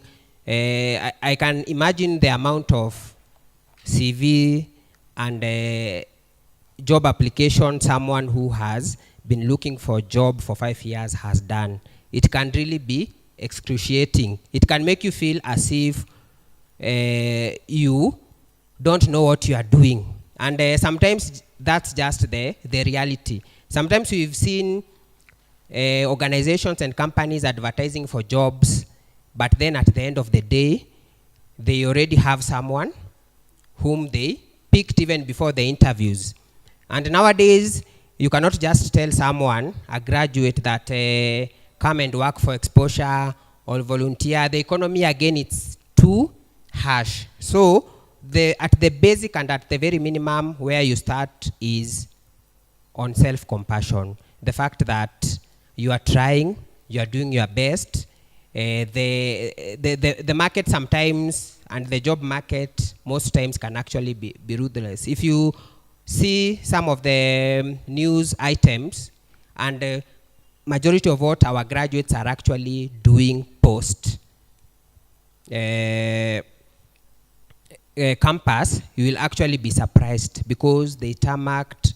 Majority are engineers, doctors. They really tarmacked, and they have nowhere to work. And if you even look at what is happening currently, we have doctor strike, we have lecturer strike, because even for those who are already in the job market, it's again already too tough for them. So I would say you begin at a point of self-compassion. Then, of course, networking also helps. For example, sometimes opportunities like these ones, majority of the opportunities that have found in life have come from the networks that I have actually made, including being here today. It has come from the networks that I have. So sometimes we begin from networks. And from the networks, it doesn't mean that there's someone that you know, because a forum like this one, apart from being a mental health awareness forum, it can also be a networking forum. For someone in transition, already here we have 4 or 5 people who are already in the job market. So sometimes that is how we start our networking, and that's why we are really encouraging on sharing. So sometimes when you share, like the way you've shared, and I might have a solution, I might have somewhere you might be placed. So be compassionate, network, and then we pick from that. Yeah. Thank you, Mushiri. The next question here, I think I'll ask Wangechi to take, is how do you identify the difference between normal stress and an actual health problem or an acute problem? How do you differentiate between the two? The first thing is what we discussed about, awareness, where the first thing is when you understand the things you do every day. Thus, you are able to know when you are drifting from them. Like, like we have occasionally things that will happen that will throw you out of balance. Like the example Moshiri gave on how Lobas bricked his house. See, so that one, at that particular time, he noticed he was constantly checking on if he closed the door. You see, now that one has already started preoccupying your thought process, where you constantly find yourself, you're constantly worried about one particular event. You constantly fear to go places. You're not sleeping. You might be going to bed at 9, but you fall asleep at 10, 11. But your intention when you're going to bed was to fall asleep. That one is already a red flag. When you notice, maybe around like, now the way you are a youth group, you notice one of you has started withdrawing. They are no longer interested in connection. You find when you're with your friends, they will constantly ask you, there's something off. These days you no longer do what you used to do. All those feedbacks, you need to start checking up on them. You find at times your thoughts are preoccupied by hopelessness. You feel there's no use of looking forward to anything. You are no longer motivated towards anything. You're just flat. You find you're losing interest in people, you're losing interest in things. You used to watch a whole series for 2 hours and you are able to concentrate. You find you're no longer interested in the movies. You constantly had a hobby you used to follow up with, you are no longer following up with. So you now differentiate it from the normal day-to-day life stress to something on, off, because it has affected your emotions, it has affected your functioning. With stress, it's just occasional. You are able to identify that the reason I'm feeling like this, it's because I have not found, maybe I'm sitting for my exams and I'm not ready for the exam, so I'm anxious about the exams. But once the exam is done, you feel you're getting back to your normalcy. But when it goes beyond, you're done with your exam, but you still find you have lost interest in anything, that's now the red flag. Thank you. This is now a question that is in 2 parts, and I will ask either one of us or all of us to answer. First is, what is suicidal ideation? And if someone has a history of depression, then becomes happy and joyful all of a sudden, might this be a signal that they are about to commit suicide? And if they're happy, and he's happy that he has this might be a signal that he's about to commit suicide, and he's happy that he has found a way out. So, you know what? I think I will start, first of all, by saying that currently, as a nation, there was a mental health task that was done a few years back. And one of the things that was documented in that, the report after that task is, first of all, we changed the narrative around suicide. And one of the narrative that we are trying to change is the use of the term committing suicide. Because committing, first of all, implies crime. So these days we are trying to say die by suicide. But let us now look at suicidal ideation. There are 2 types of suicidal ideation. The first one is passive suicidal ideation. Passive suicidal ideation is where things are not going well in your life, and at some point, labda siku moja umeamka and you're saying, this life, perhaps I would be better off if I don't wake up. You have just entertained the idea of death, but you're not actually planning. The minute now you start having the intent and a plan, it shifts from becoming passive to active. However, regardless of whether it is passive or active, suicidal ideation is always a concern for us. The other question that has been asked is about a risk, whether when somebody was sad, then they become extremely happy. Usually there is a checklist of the risks of suicide. We usually go, we even have an acronym that we use. The first one that we are very concerned about is the sex of the person, the gender. Majority of men, when we have the suicidal ideation, the risk becomes higher. The other one is age. For people below the age of 25, that is also another risk. The reason why that becomes a major risk is because by the age of 25, your brain has not fully developed. The last part of the brain to develop is usually the prefrontal cortex, yenye iko hapa mbele. And that part of the brain is mostly responsible for making rational decisions. So when you have an impulse, you act on it faster than a person who has that part of the brain fully developed. So for people below age of 25, that is also another major risk factor. When that person has suicidal ideation, we need to be very concerned. The other one is depressive symptoms. So when this person already had depressive symptoms that we had already seen, the depressive symptoms had already been mentioned by one of the speakers: sleep patterns, lack of interest in activities that used to be enjoyable, sudden appetite changes, and all that. So when somebody already had that, and now we have suicidal ideation, then all of a sudden they seem happier. Usually what we look at most is whether they are giving out possessions, something that the person alikuwa anapenda sana, then anaanza kupatiana. That becomes perhaps a greater risk. So this person has already made the decision, they no longer need this item. Another one is we also look at support system. Huyu mtu anaishi na nani? Who is their key support system? So if somebody already had the suicidal ideation and they have a very poor support system, that is also a risk factor. Then also, if the person has onset of an illness that they were not aware of, it also becomes a risk factor. So there are so many areas that we look at other than just giving out items, and we also have a way of ranking them so that we can say whether it is mild, moderate, or severe, and also how to intervene depending on the level. So what I will emphasize, anytime there is suicidal ideation, regardless of whether it is passive or active, that is one of the signs to actually seek psychological help.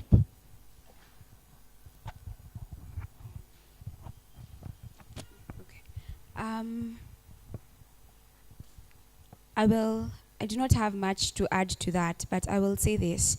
To that who has written that there are 4 experts or professionals in this room, do not walk out without having spoken to one of them, and that's the reason why we are here. There's also another question that has been addressed to Pasi. This will be handed over to Pastor Wahome. If you feel comfortable talking to me so that I can attach you directly to him, feel free to reach out. If not, it will still be handed over and we'll find avenues to answer that question. So I will ask all of us to answer the last question. This adulting thing, what the hell? What? We're in phrases, this is exactly what was written. We're in spaces where we are navigating things for the first time. We're navigating work for the first time, university, relationships or lack thereof, money or lack thereof. There's so many facets that we are navigating for the first time in our lives. What the hell? What are we doing? So maybe we can have here from Rishi, Wangeshi, and then finally with George, and then we'll finish this off. Okay, thank you for the question. And I think, as we always say, adulting is a scam. I think whatever they sold us as we were growing up is not the reality on the ground. But as I had mentioned earlier, moving in life, if there is a skill that you must intentionally learn, is the skill of being compassionate to yourself. Because life will keep throwing things. I remember in the morning when Bishop was talking about the fact that we have to keep being sanctified as in this journey of holiness. The same happens in life. We are never there until we are there. We only rest when we rest. So anything in between, it means that a lot is happening in family, a lot is happening in the work environment. And I remember when we were in school and when we were looking at our development, each development came with milestones. So that means that every stage we move, we have challenges and milestones to overcome. When you are in campus, you are dealing with exams, you are dealing with missing marks, you are dealing with whether you are going to graduate or not, all that stress. You finish, you get into tamaking. Will I get the right job? Will I be paid enough? Then you get to that, you get into a relationship. Do they love me? Am I getting myself into a heartbreak? You get into marriage. So how do I raise children that I've never raised before? How do I deal with the whole adult mwenye si wetu? So all those are challenges. Then you start transitioning. You get teenagers, they start giving you problems, the same problems you are giving your parents. So there will always be issues in between. But the most important thing is we have to learn to be compassionate to ourselves. And the other thing is we have to learn from the mistakes that we make, because there will be mistakes, considering that this is not something that we have done before, considering that this is not a place we've been. Even with help, even with guidance, even with mentorship, sometimes we will make some mistakes. But the most important thing we do is that we learn from those mistakes and then we keep moving. Wow, that's a very good question, because everyone struggles, because since we were kids, we used to navigate different things. From birth, your mom used to look forward to when will you walk, when will you start walking. After you walk, they're like, when will you get to school? By the time you get to school, when will you finish? By the time you are clearing class 8, you need to get the best grade. Again, you need to go to the best school. So constantly, there's constantly been a certain bar that you're looking forward to. So by the time you're getting to age 18, you start navigating mostly about how do I get into intimate relationship, and at the same time you don't know what it means. You don't understand. We were told to go to school to get the best grade so that you get a job. Then after you get there, you are like, so where is the job? In the process of you getting a job, you learn they never told you about taxes. Get. By the time you go to taxes, you are asked, when are you settling down? So if you look at it, it's a journey. And in this journey, the first thing to do is your self-awareness. Understand, who am I? Always ask yourself, what's your price tag? You see, like when you go to the market, there's a price tag for everything. Have you understood who you are in terms of your emotion regulations, in terms of how you cope with different things in life? Not about looking forward to the other person who is ahead of you. Understanding that every day is a day to make yourself a better version of yourself. Not to beat anyone, a better version of yourself in terms of how you just handle your well-being. Because the more you keep on checking on what is the other person doing, it will constantly lead you to feeling you are less a person. But do we have a mark that we always say that that's the most successful person? In our eyes, we look at it like the financial freedom. Like if you look at it like someone like Bill Gates. If you start with Bill Gates and you ask them about their mental health, do you think they will check all the boxes and say, I am really happy? Yet, when we look at them from the financial aspect, they look like they have figured everything out. So you should always know that in everything, someone else, whatever you are good in, first of all, acknowledge what are you good in. Because whatever you are good in, there's someone else somewhere seated, and they're looking at you and they're like, wow, you have figured things out. So among all of us, we are all gifted differently, and you need to understand what are you good in, so that you don't keep comparing yourself to the other person. Then the other main thing, self-compassion. We always say, where see Jesus? Auja, like akuna perfect. Don't chase the mark of perfect.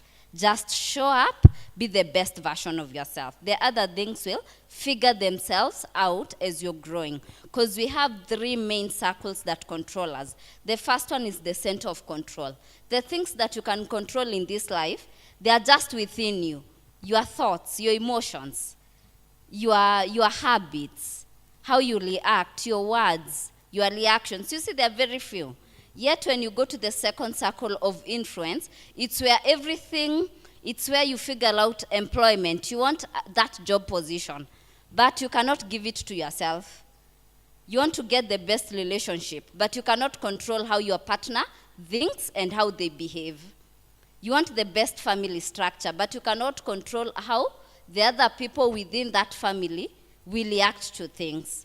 Then the other one is the center of concerns, where we figure out, like the economy, about the crypto. A president makes one statement and the crypto goes down. The market, the economy, those are things that are out of our control. So the more you understand that, adulting becomes a day-to-day work of just figuring out, how am I making myself better? I don't want to repeat what my colleagues have said, so I'll just summarize.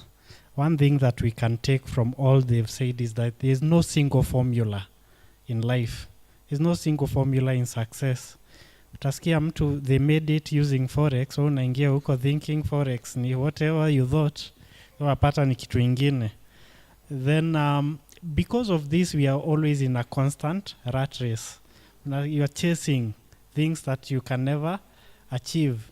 Then to end it all, there's something our lecturer used to tell us when we were studying philosophy. We can never really get happy until we are happy with ourselves. And he used to say that life is not about weathering the storm. It is about learning to dance in the rain. I never understood what he was saying until sasa niingie sasa in the real world. So it's not about absence of mashida. Ni kujua how to deal with those problems when you encounter them. Thank you. Thank you so much. Let's give them a round of applause. I hope at least one person's questions have been answered, even though zilikuwa maybe kuna mtu alikuwa na swali hapo ndani na hajauliza. I'm hoping that they've been answered. If they haven't, feel free to reach out to them. We'll allow us to give them your contact. Okay, we'll share their contacts on the WhatsApp group so that if you have any person or anyone you know who needs to get guidance, or even if you need to get guidance, you can always reach out to them. Sawa sawa. Let us not walk through life alone. Sindio, no man is an island, and we keep saying that. Do not walk through this life alone. We're all figuring things out together. Help someone and also be helped along the way. So thank you so much. I think we'll take back our seats, and then we'll quickly welcome back Katha to finish up with her session, and then we'll call it a day. Sawa sawa. Thank you so much.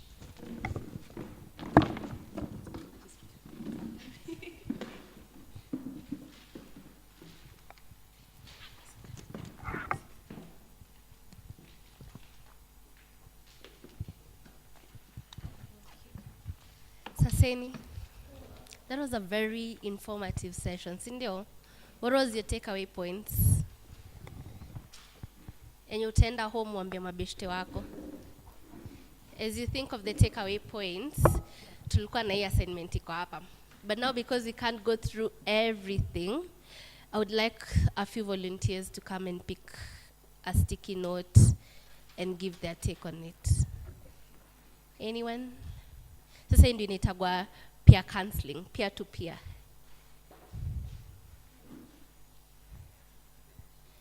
Msikuwa shy. A lady?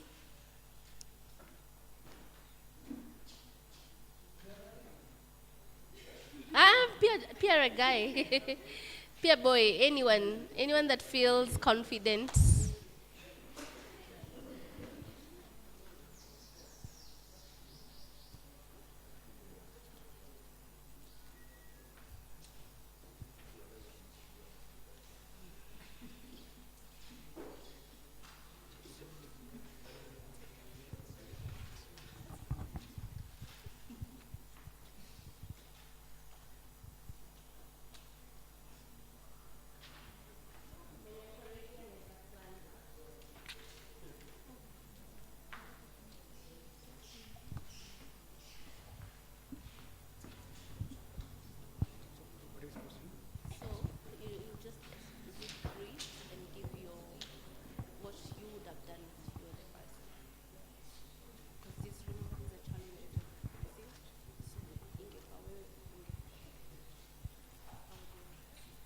Okay, I'll start with this one. Sometimes I want to study, but it becomes too hard. I find myself not studying. I feel tired. So a struggle someone has. So okay, this is someone's struggle, yeah? Now my post. Sometimes I want to study, but it becomes too hard. I find myself not studying, and I feel tired. Yeah. So my advice, ingekuwa mimi. Oh, okay. So I remember back when I was in campus, and even right now, when I want to do some work, sometimes I struggle to get started. Yeah. Yeah. Maybe most of the time because I can't focus. Maybe because I'm too tired. Maybe I've been trying to push it to sleep late, taking out of coffee and all that. Yeah. So sometimes it's difficult to get started because that's where the problem is. Because once you get started, you can push the rest of the day. So there's a formula that I normally use. It's a very crude formula. Inafundishwa watoto wadogo, but believe me, it works even for adults. Yeah. So just put on a timer. Just work for 10 minutes, and then take a break for 5. Just start anza hivyo. Then during the day you can increase it. Maybe you work for 20, break for 10 hivyo. Believe me, when you're working for those 10 minutes, try and push. When you get any distracting thought, maybe you're studying alafu kumke kuna podcast ya maybe mic check unataka kusikiza, just push it to the 5 minute break. Utapata that any distracting thought you have, just push it to that time when you have a break. So when you have a break, you can maybe give that podcast a look, ama you can call your friend or whatever. When you start like that in the morning, it gets easier. So that's my advice. Alafu ukue like I normally have a spreadsheet, because sometimes you find that maybe you've worked the whole day, but you can't quantify your work. You get it? Yeah. So if you do that, so in that Excel worksheet, I worked for 10 minutes between 9 and 9:10. Then I took a 5 minutes break. So at the end of the day, you can quantify with Leo, I have worked for 8 hours. And when you say you've worked for 8 hours, you know that you've worked for actual 8 hours, not ulikuwa unasoma alafu unafanya tu alafu. Yeah. So that works for me. Maybe you can give it a try. Overcoming procrastination. Okay.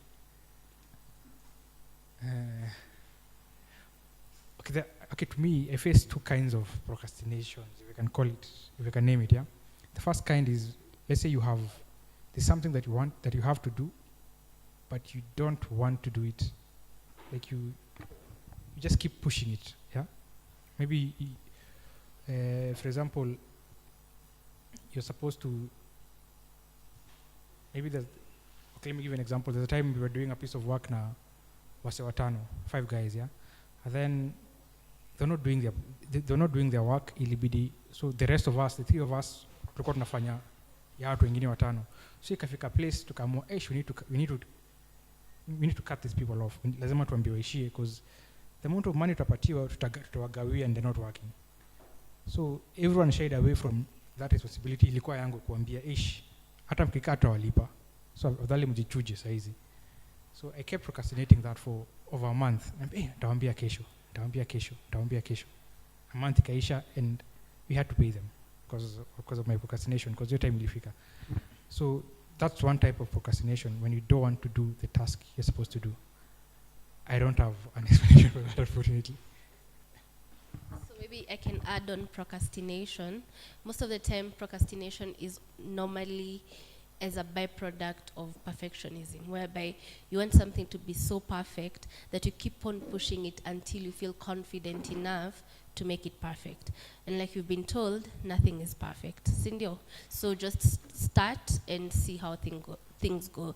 Another thing is imposter syndrome, where you don't believe in yourself. So always understand what is my reason behind my procrastination. In therapy, there's something we normally call an iceberg. So iceberg inaweza kuwa kubwa juu, chini ni ndogo, sindio? So always understand what is beneath that iceberg of procrastination. Sawa? So understand your why, and it will help you deal with it moving forward. Okay, so I picked 2. I'll start with the first one. my friend says that they are struggling with their ambition. They have dreams and aspirations, but hawezi get kuziachieve. Well, let me start by saying that what you are feeling is very valid. Having dreams and ambitions,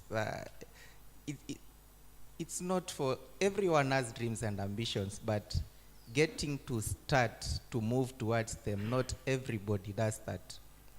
90% or 95% of us people, we all have dreams, but the moment we get a way out in the name of a 9-to-5 job, we run there.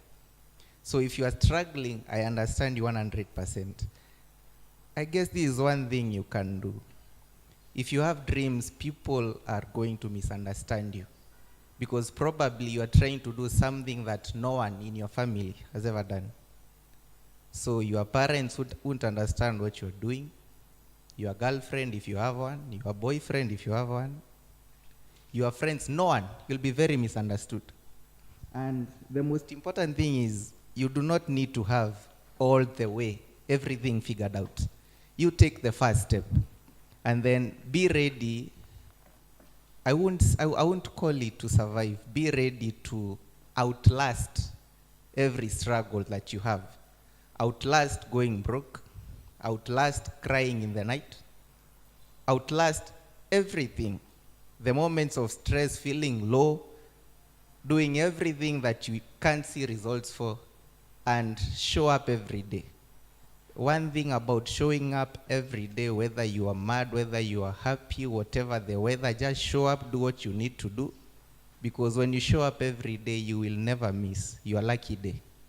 So hang in there, expect people to misunderstand you, and be very delusional.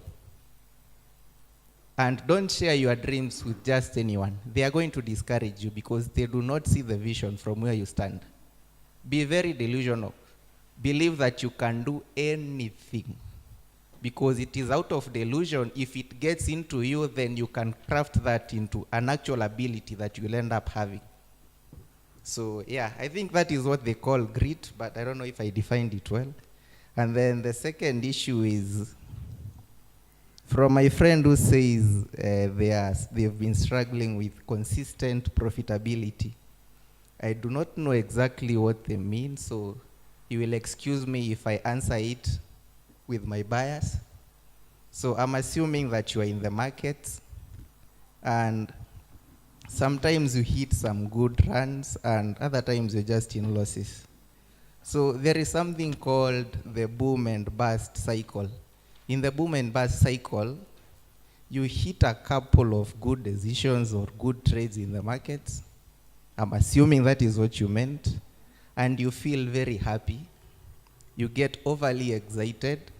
And then in the next step, you over-leverage your positions. You make bigger trades than you're supposed to. And then you blow whatever profit that you had. So if you want to achieve consistent profitability, stick to one strategy of whatever thing that you are doing. Again, I'm answering according to my bias. Then backtest your strategy. Spend hours and hours on charts, not trading, just backtesting whatever strategy that you've been using. There is a website called MyFX Replay. You can use that, and then you journal every entry that you will make. Journal what works, what does not work, and then figure out what works, because there is a consistent pattern of everything that works. Write that one out, and then that will be your strategy. And then you need to work on your emotions. And basically about your emotions is you do not have to be super attached to the markets. So there is a book called Trading in the Zone by an author called Mark Douglas. If you can get that book, it will help you. Thank you.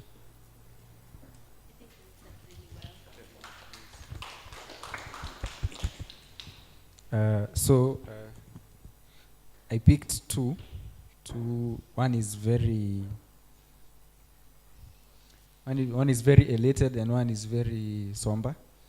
So I'm going to start with the somber one, and I am really hoping that whatever I say, it's out of my bias. I might not know a lot about mental awareness or mental illness, but I hope that for the first one, the mentors that we have here, I hope that you might find time to talk about this one. The author of the first one says that they've been struggling with healing from almost, we said not committing suicide, from dying by suicide, but now they have healed, but the feeling keeps popping back whenever they are stressed about something, and yet they feel that they've healed outwards, but they have not healed inwards. So, from a point of bias, life is stressful. We all know that. And the older we get, now that we've learned that our prefrontal cortex has not yet developed as it should for us to make rational decisions, we are going to get boggled by issues that should not be boggling us. So as a person, as a human, talking to another human, if you were talking one-on-one, first thing I will tell you is you must just find one thing, even if it appears at 3 a.m., the one thing that will make you happy.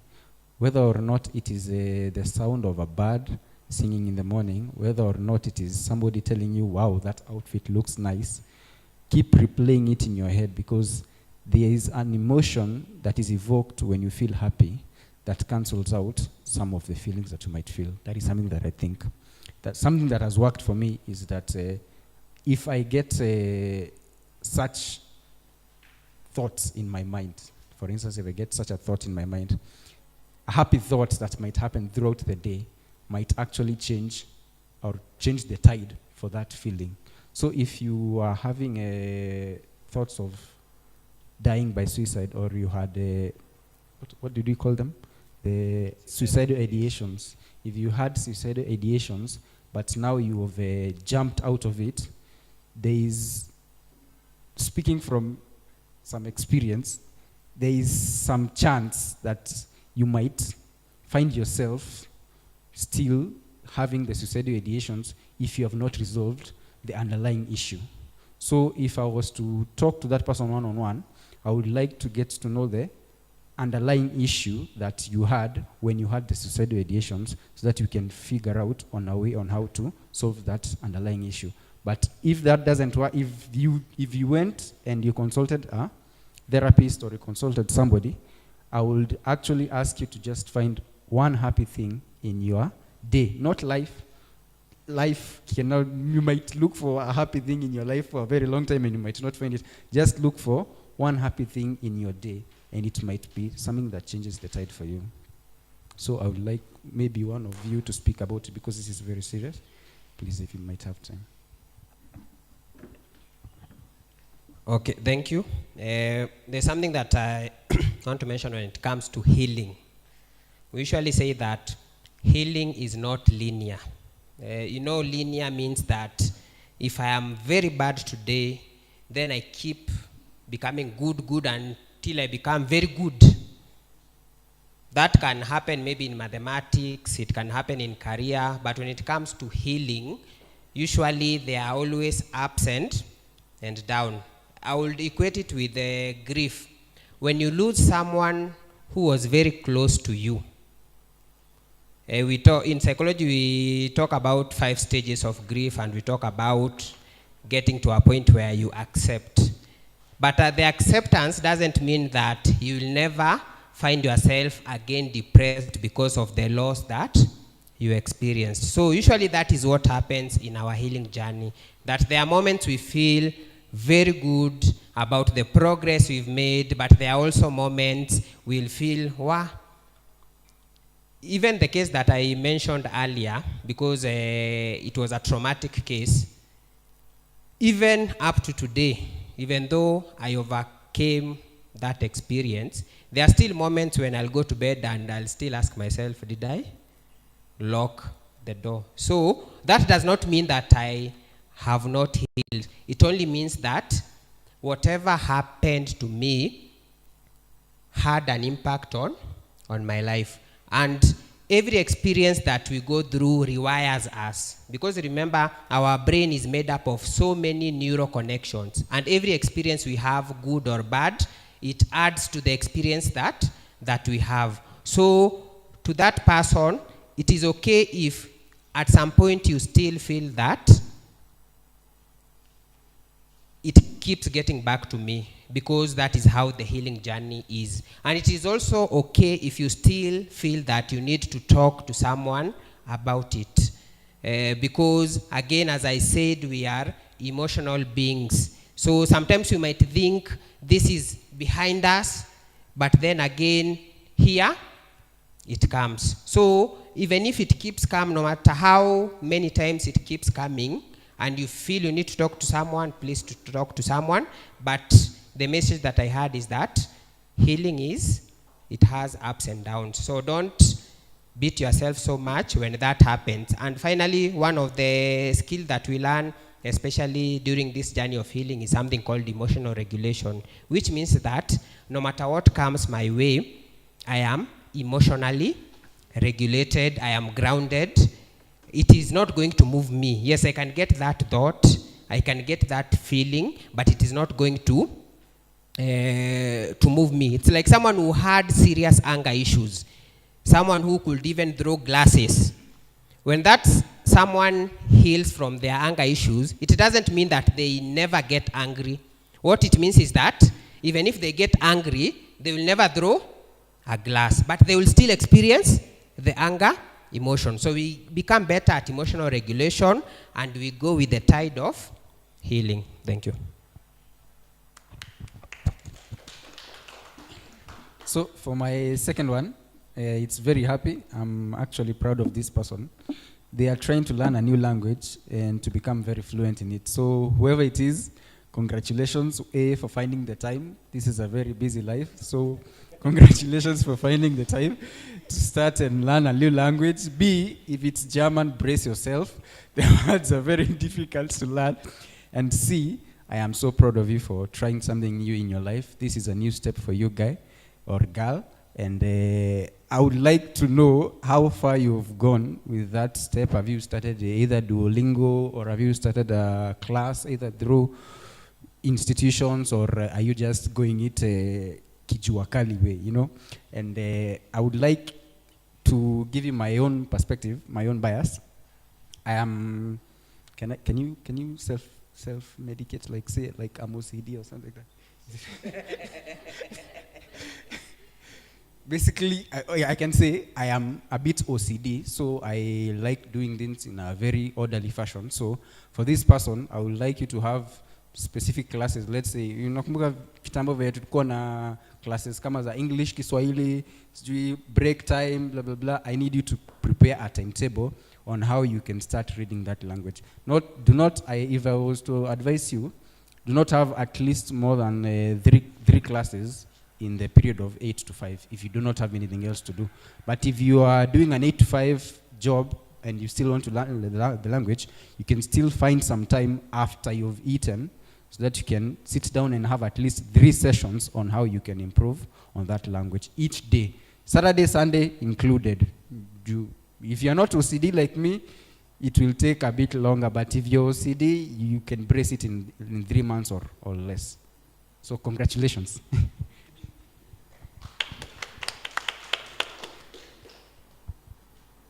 For me, I have a note written, coping with anger and explaining myself in case of any issue, and that makes me appear to be the problem whenever I'm not.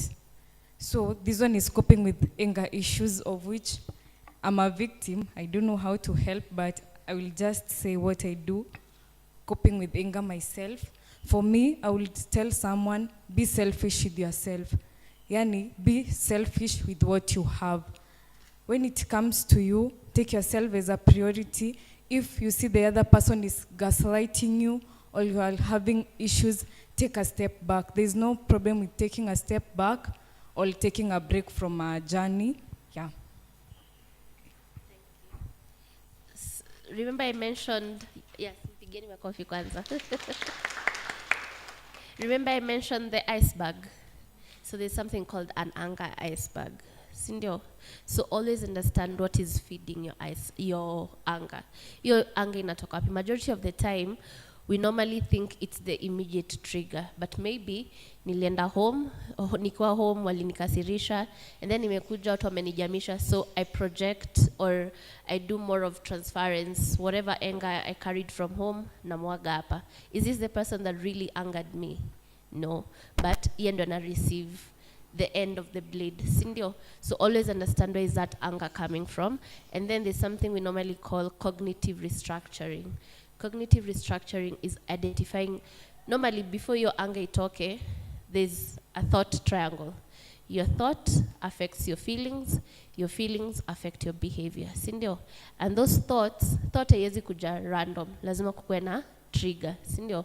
So first of all, identify what was the trigger that made me think the way I thought, that made me get angry to the point I behaved a certain way. And then now regulating that is thinking on the positive end. I normally like giving an example of nimepanda mat, niko na sneakers zangu white, mtu amekuja amenikanyaga, kumenyesha, amenikanyaga na matope. And then they didn't say sorry, they went on with their life. Person A will get angry because mtu ananibebaje, hata hajasema pole. And their whole day will be ruined because of that, right? Person B will be like, maybe ilikuwa mistake, hata labda haja notice. Do you think siku yake itakuwa affected by that one incident? No, he'll be very indifferent. Hata atasahau hiyo story yote, right? So always learn how to restructure your thoughts. First of all, figure out hii thought inatoka wapi, hii feeling inatoka wapi. Is that okay? Yes. Bwana asifiwe. Mko wazima? First of all, I want to appreciate all of you for sparing the next few seconds to listen to me. So I intended to pick two, but because of traffic congestion, zikakuja zote.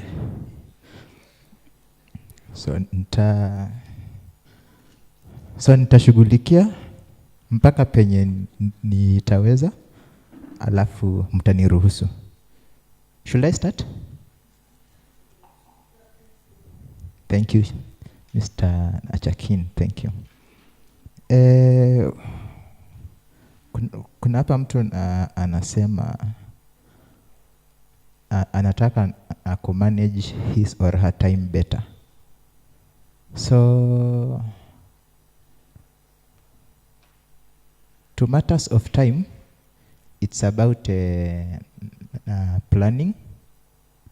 Ni ujipange, ujue the activities that you have to do per day.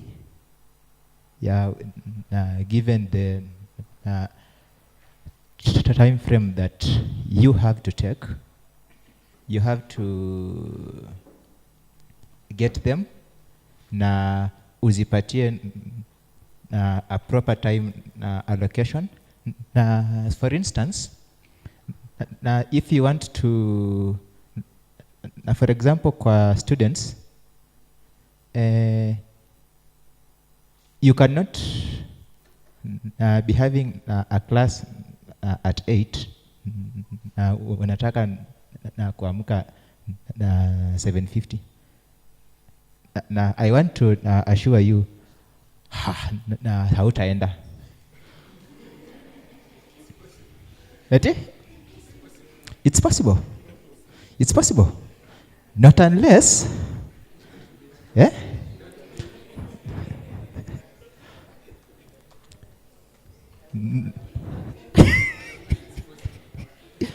Skiza, no, not unless the venue class ni kwa shule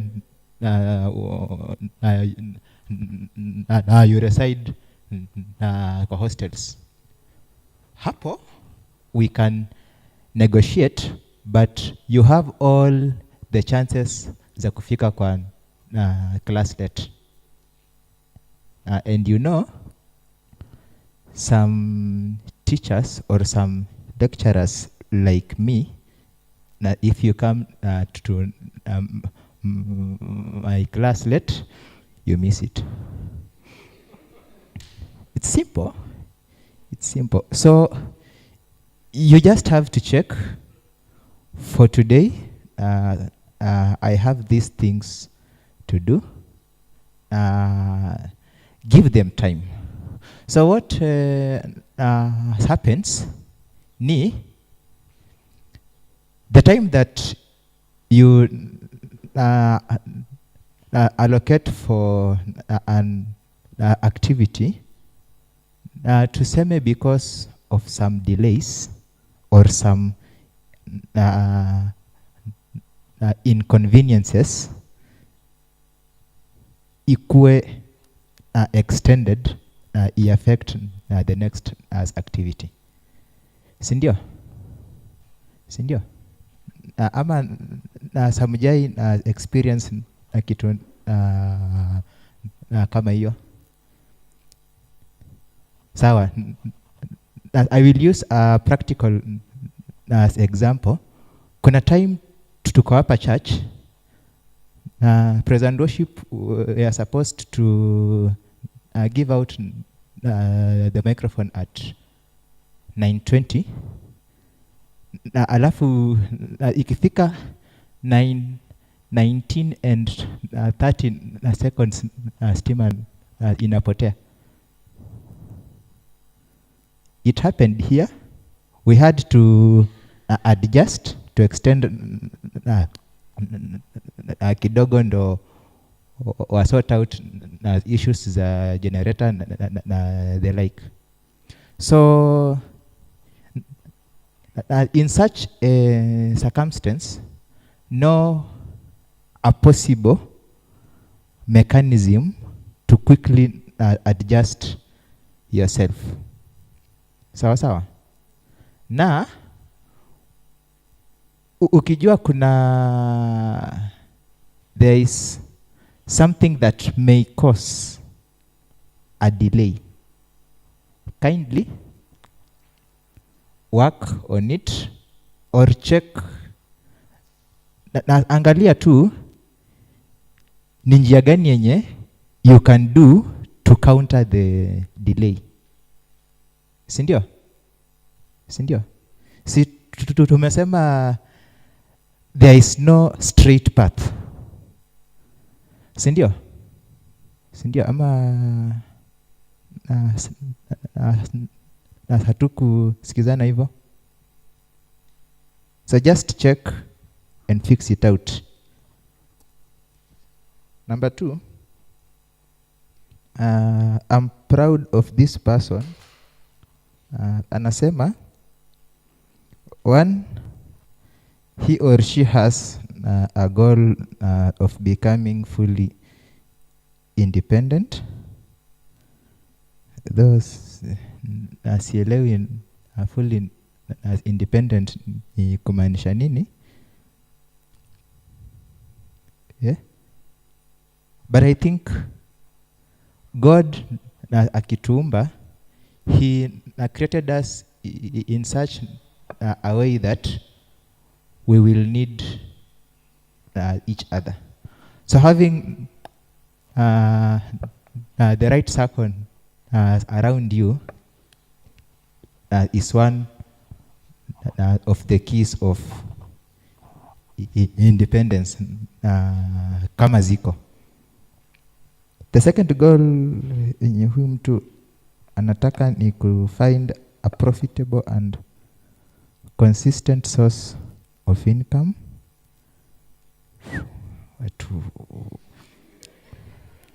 Watu wanataka pesa.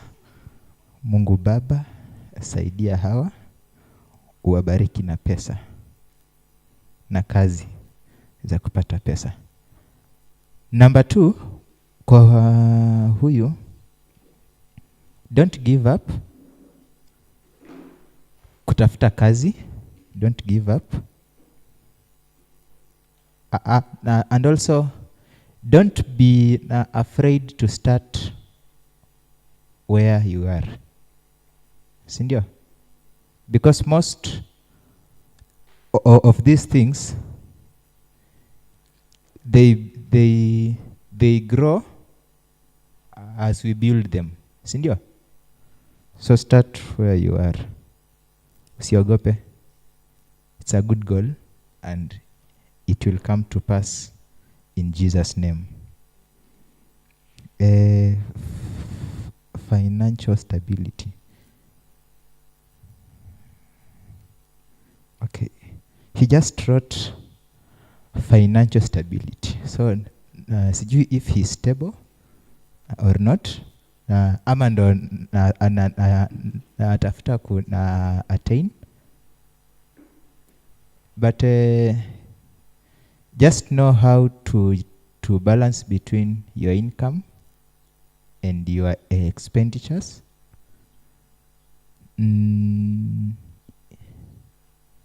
Have the right budget. Napatanga some people tukibudget tunakuanga na miscellaneous mingi zinashinda the necessities. Tunashangaa sasa tunaendaje? But if you check on balancing between the income and the expenditure, utakuwa sawa, si ndio? Alafu if you can diversify, I think 10 years ago I did agriculture. Tulikuwa tunasema kuna point ya kudiversify vitu za shamba na ng'ombe, in that you can use vitu za ng'ombe kusaidia na shamba na ukatumia pia na shamba na kusaidia ng'ombe. So ukidiversify the same way utasaidika. But sorry, najua hiyo it will only help the people who have done agriculture. They'll understand. Haya. Iko ya mwisho. But sasa meandika JOB.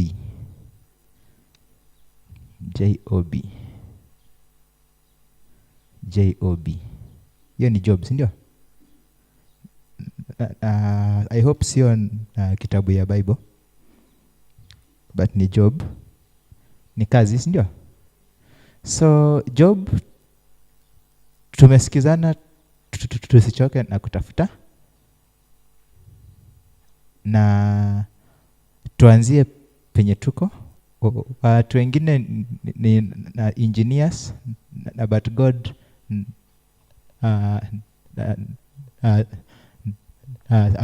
na kualau uanze kwa kupika chapati ukiuza kwa street. Usiogope. Umesikia?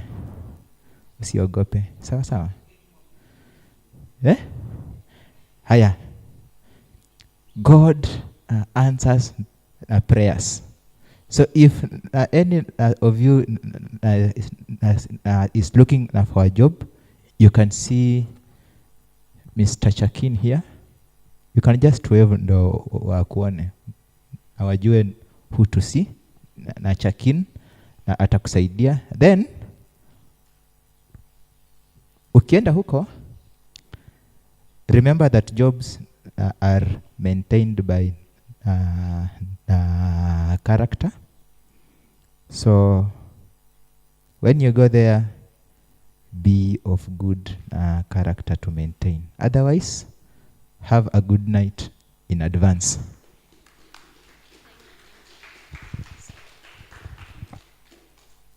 So, thanks a lot. You've learned something from your peers, sindio?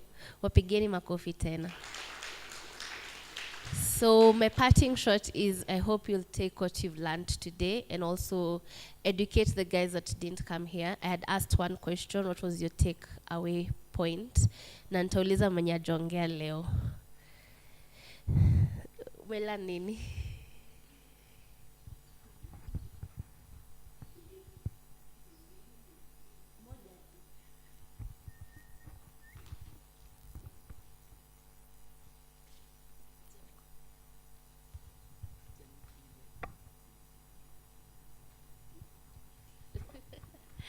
Amesema yeye ni mshy. Anyone else?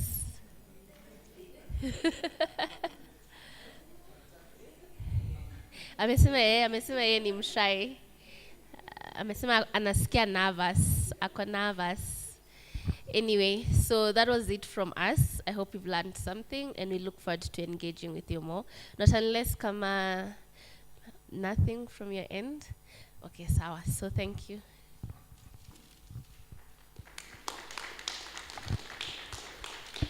Hi guys, are we blessed? Are we blessed? Have we learned at least one thing? Kuna kitu moja umesema hii ni yangu ya hapa kwa njegeke kwa my armpit. This one is mine.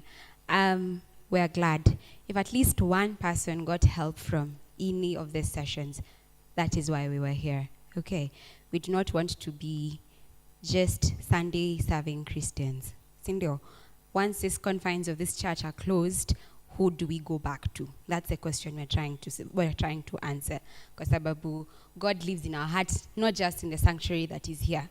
So that when we go to work, Christ lives in us. When we're going through phases of life when things are not going right, remember that Christ lives in us. But he's not just our Jehovah, he's also a rabbi. He's teaching us how to live on this world. And in this world, there will be many challenges. So how do we live in this world? Sawa. And we're glad you made it. We're glad you made time.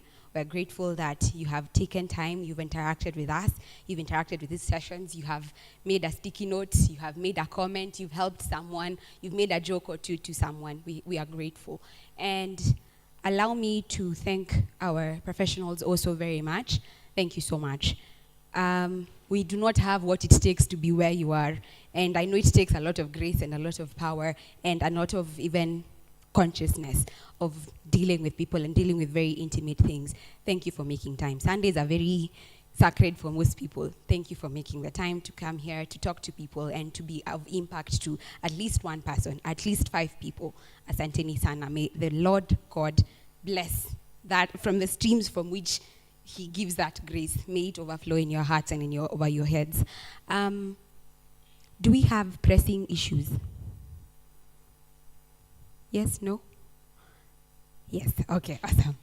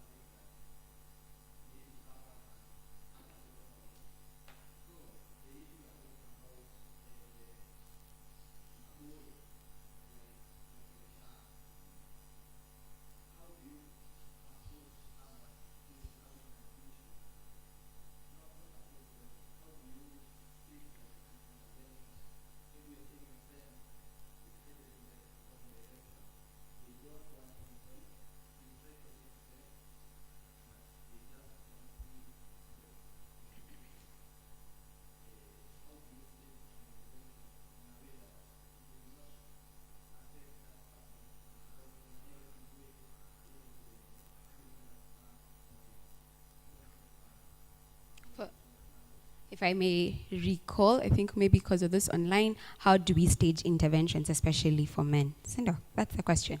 Okay, allow me to give it to the men to answer.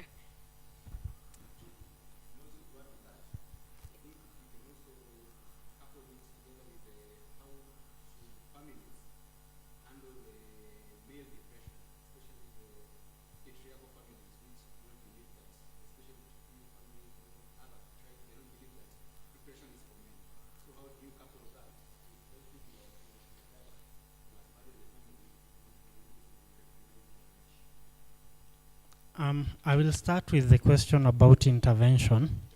And for intervention, I know first of all it depends with whatever you want to talk about. For substance use issues, it might be different for something like depression. So I'll majorly focus on matters such as depression. So in such a case, majority of the times it's not even about forcing them to talk about the feelings. It is first of all being there, showing that you are available for them to talk, giving them a safe space for them to open up.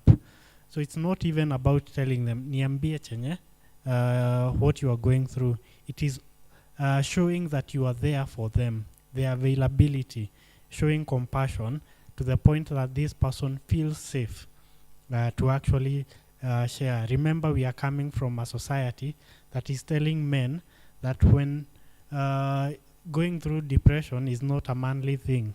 Crying is not a manly thing. So first of all, we need to create that safe space for them to be able to share. Then also sometimes it also depends with who is doing it. Sometimes a person is closer to a friend than another friend. So if you can find somebody who is closer to them, that they might feel safer with them, you can coach that person on how to deal with the person. Because you might not be that specific person that they might share with, but there might be a person that they are closer to. Can be a family member, it can even be another friend, or it can even be you yourself. Then in terms of how to deal with families in terms of depression, I think the first step is whatever we are doing here. First of all, ourselves. Are we aware of depression? Then are we able to share that information with people at home? Are we able to tell them that we had this conversation at the forum that we were in, and this is what, and actually depression is actually classified as a disease. It's not something that we come up with. And how we know that it is a disease is that there's an organ that is affected. There's a criteria that we follow to say that, because not everybody who is stressed will get depression. There are actually symptoms that we look at, so that person, and there's also treatment for depression. For somebody with depression and they go through treatment, whether through therapy or through medication, they actually get better. And there's actually evidence for that. But majorly we start with such forums where we first of all educate ourselves so that now we can dispense the knowledge that we have gotten to people around us. Moshiri? Thank you. To pick from where my brother has left, especially when it comes to depression, anxiety, those two conditions, we classify them as what is called common mental health disorder.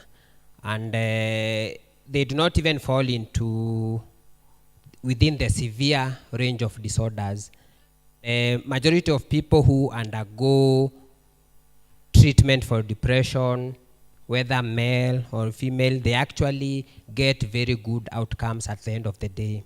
But you find out that within our cultures, what we would call low and middle income cultures, majority of us don't get that treatment. Part of it being that inaccessibility to help. Majority of us, we go through the world, through life without knowing where can I get help. And that's why kudos to a church like this one where we have a forum like this one where we can be able to actually now sit here and talk and share and actually say that there is help. So the first point of intervention is getting to know that there is help, getting to know that these conditions are there and they affect people globally. It doesn't matter where you come from. So in terms of how do we do intervention, when we were starting our session, someone talked about catharsis. Part of the catharsis actually comes in a group setup like this one. You see the way I started by sharing my story, which now gives someone else the confidence to also share their story. because that aspect of feeling that if I talk about something like this is stigmatized, when we find ourselves in such spaces, we can actually realize that I can share, someone else can share. So part of doing an intervention is, are we able as men to hold spaces for each other? One of the things that I've been trying to do personally on an intentional level is to try and create spaces where I hold space for other men. For instance, in our church we have, as men we have formed a group that is called Men of God. And sometimes we will meet. You see, there are things that men we enjoy. So sometimes we'll meet on a Saturday. Tunaangusha mbuzi kama mbili. And it's just men. Tunachinja, tunapika kila kitu. And then now, after we do that, we eat meat. We call a round table like this one. And then tunaanza kuulizana, majama, what are we going through financially? What are we going through in our families? And that's why I said, one of the things that we need to do as men is to change the conversations that we have when we are sitting. I might be finding it challenging to share because I don't know how will George take it. But if I feel that, kumbe pia George akona the same challenges, mimi niko na the same challenges, then it becomes normalized. So eventually what we do is that we start normalizing it. Another space that I've found myself where we are just men is, there's a book club that we have that actually runs through the country that again brings men together. So we get a book and we read.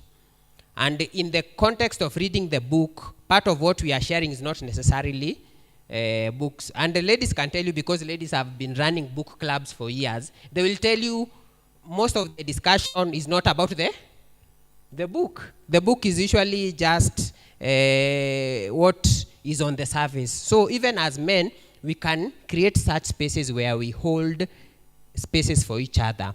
So I can share, because majority of the way I've actually been able to help even my clients to share is that holding spaces for them and also modeling for them. And as my brother is saying, especially when it comes to our families, first of all, I said we are as good as our culture. So we understand the culture that we are coming from, and then we start intervening. So this is the first point of intervention. After this, the second point of intervention, we are actually going to our parents. So even our parents, they need to understand that this is the reality, that it is, the world is moving like this, so that we do not continue losing our men saying that we are patriarchal, saying that we need to kukauka kimwanaume. So these are conversations that we have to keep re-emphasizing and re-emphasizing. And as we start here and we continue, so we continue sharing the messages. So where we are here as the men here, and what I've seen, especially in this last session, is that we have the solutions with us. It's only that sometimes we don't have the forums to support each other. We can begin our own support right from here. Tulizane majamaa wenye tuko hapa. How can we hold spaces for each other? As I share my issue, my friend who didn't want to share or who seemed like they didn't have an issue, eventually they will also do what? They will also share an issue. And then of course, there's always that room for referral. When you have observed that your friend is really spiraling and you've tried your best, try and see if there's someone actually who can be able to help so that we can intervene, so that tusisemange, ningejua, ningefanya. So there is always referral. Ukiona imekuwa ngumu pande yako, talk to someone, anaweza kupea more ideas, anaweza kupeleka kwa mtu mwingine, anaweza kupeleka kwa mtu mwingine. So in essence what we are saying is, our culture is not just about the patriarchal bit, it's also about the community. So let us also make use of the community that we have, and our communities are very resourceful. Thank you. Does that answer your question? Thank you so much. I will not ask whether we have another pressing issue. If you have another pressing issue, kindly see them at the end of it all. I know we are also pressed for time, so allow us to finalize. I will ask us to help out. Kindly, Easy VT, let's return the Missouri, let's close the windows, let us also clean up, Sindio, so that we also relieve the burden off of the people who typically do this. So let us, Kingo, do you have anything? Okay, Abedi? Anything? Okay. Thank you so much to the committee. Let's give them a round of applause. They've done incredible work in putting this all together. Thank you so much, Abedi. Thank you, Kingo. Thank you, Kiki, in absentia. So let's stand up. We close off with a word of prayer, and then we can go.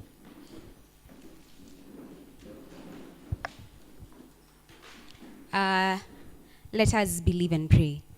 Everlasting Father, King of glory, we come before your presence with thanksgiving in our hearts, Jehovah. This beautiful Sunday at a time like this, what a joy and what a wonder it is, King of glory, that you've provided for us professionals and you provided for us forums, King of glory, where we can learn and grow with each other, Jehovah. You who is the rabbi, Lord, you who is teaching us how to live on this world, we bring to you the confrontations of our heart, the trials and the tribulations of our hearts, Jehovah. We go through so many challenges in this day-to-day, King of glory, in this world that you put us in, Jehovah. We are going through loss, we are going through tribulations, we are going through challenges, oh my Father. There's some so deep that we do not even know how to express them, King of glory, in words or in actions, King of glory. Some, oh my Father, so deep and so hurting, King of glory, that we don't even know where to start with this healing journey. Some of them, King of glory, are so unfathomable, King of glory. We know we are feeling something, yet we do not know exactly what it is, but we know that it is affecting us somehow, King of glory. How we ask the Lord, you may send us your helper, oh my Father, that he may be a constant help and a constant support, Jehovah. How we also ask that God, you may give us the strength, the motivation, King of glory, and even the courage, oh my Father, to take that leap of faith, oh my Father, in seeking help, Jehovah, in actually looking for help, oh my Father. Help that sometimes we set up for ourselves through our routines, Lord, and help from outside, oh my Father, from professionals, King of glory, from the systems that are set in place to help us, Jehovah. How we ask that, Lord, you may go before us, you may lead us, Jehovah Nisi. You who listens to the cries and the tears of our hearts, you who sees what we're doing and what we're suffering from in secret, Lord, may you see us, Lord. May you cover us, King of glory. May you send your helper, who is always there at every time of need, Jehovah. The Lord, through it all, King of glory, through the issues that we are facing, through the very dark thoughts that we have, through the very dark ideas that we've had, King of glory, through the surface level conversations that we have that we know are concerning, King of glory, in our friends, Jehovah Nisi, those that we know are secretly suffering, those who are actually suffering, and who we need to step in the gap for, Lord.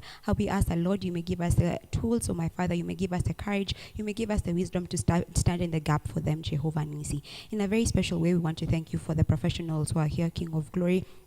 They have taken time, Jehovah Nisi, to not only learn, King of glory, but dispense their wisdom to us, Jehovah Nisi. They've stood in the gap, King of glory. How we ask the Lord, you may see them through, Lord. May you cover them, may you lead them, Jehovah Nisi. May you bless their hearts, oh my Father. May their cups overflow, Jehovah Nisi. In the confines of their hearts, oh my Father, in the confines of their secrets, oh my Father, in the confines of the things that they're going through, Jehovah. How we ask the Lord, you may also send them helpers. In the same way you've given them as help to us, Jehovah, may they also have systems and communities that they can fall back on, Jehovah Nisi. We want to thank you, Jehovah, for this youth, oh my Father, for the GOC youth, oh my Father, those who are here and those who are not able to make it, King of glory. How we ask the Lord, you may guide us, oh my Father, through this process of adulting, King of glory, through this process of going through life and figuring things out and being Christian while also being in the world, King of glory, but not being of the world, King of glory. How we ask the Lord, you may guide us and you may lead us upon paths of righteousness for your name's sake. Everlasting Father, even as we depart, oh my Father, we want to thank you for the sessions that we've had, and even as we go home, how we ask for journey masses, how we ask the Lord, you may bless our today, King of glory, may you lead our tomorrow, Lord. You who sees tomorrow standing on today, King of glory, see our tomorrow. Open doors, oh my Father, create pathways, Jehovah Nisi, everlasting Father. And when all of this shall be done, oh my Father, we shall be conscious and grateful, and we shall be conscious enough to be glorified, to glorify and be grateful to your holy name. In this I pray, trusting and believing. The grace of our Lord Jesus Christ and the love of God and the fellowship of the Holy Spirit be with us now and forever. Amen. Be blessed. Barikiweni sana. Thank you so much. If you have time, see someone. We will be sharing their contact on WhatsApp. So if you do not want to see them face to face or just want to make a call, there will always be numbers available for you. Sawa sawa. Kwaherini. Bye.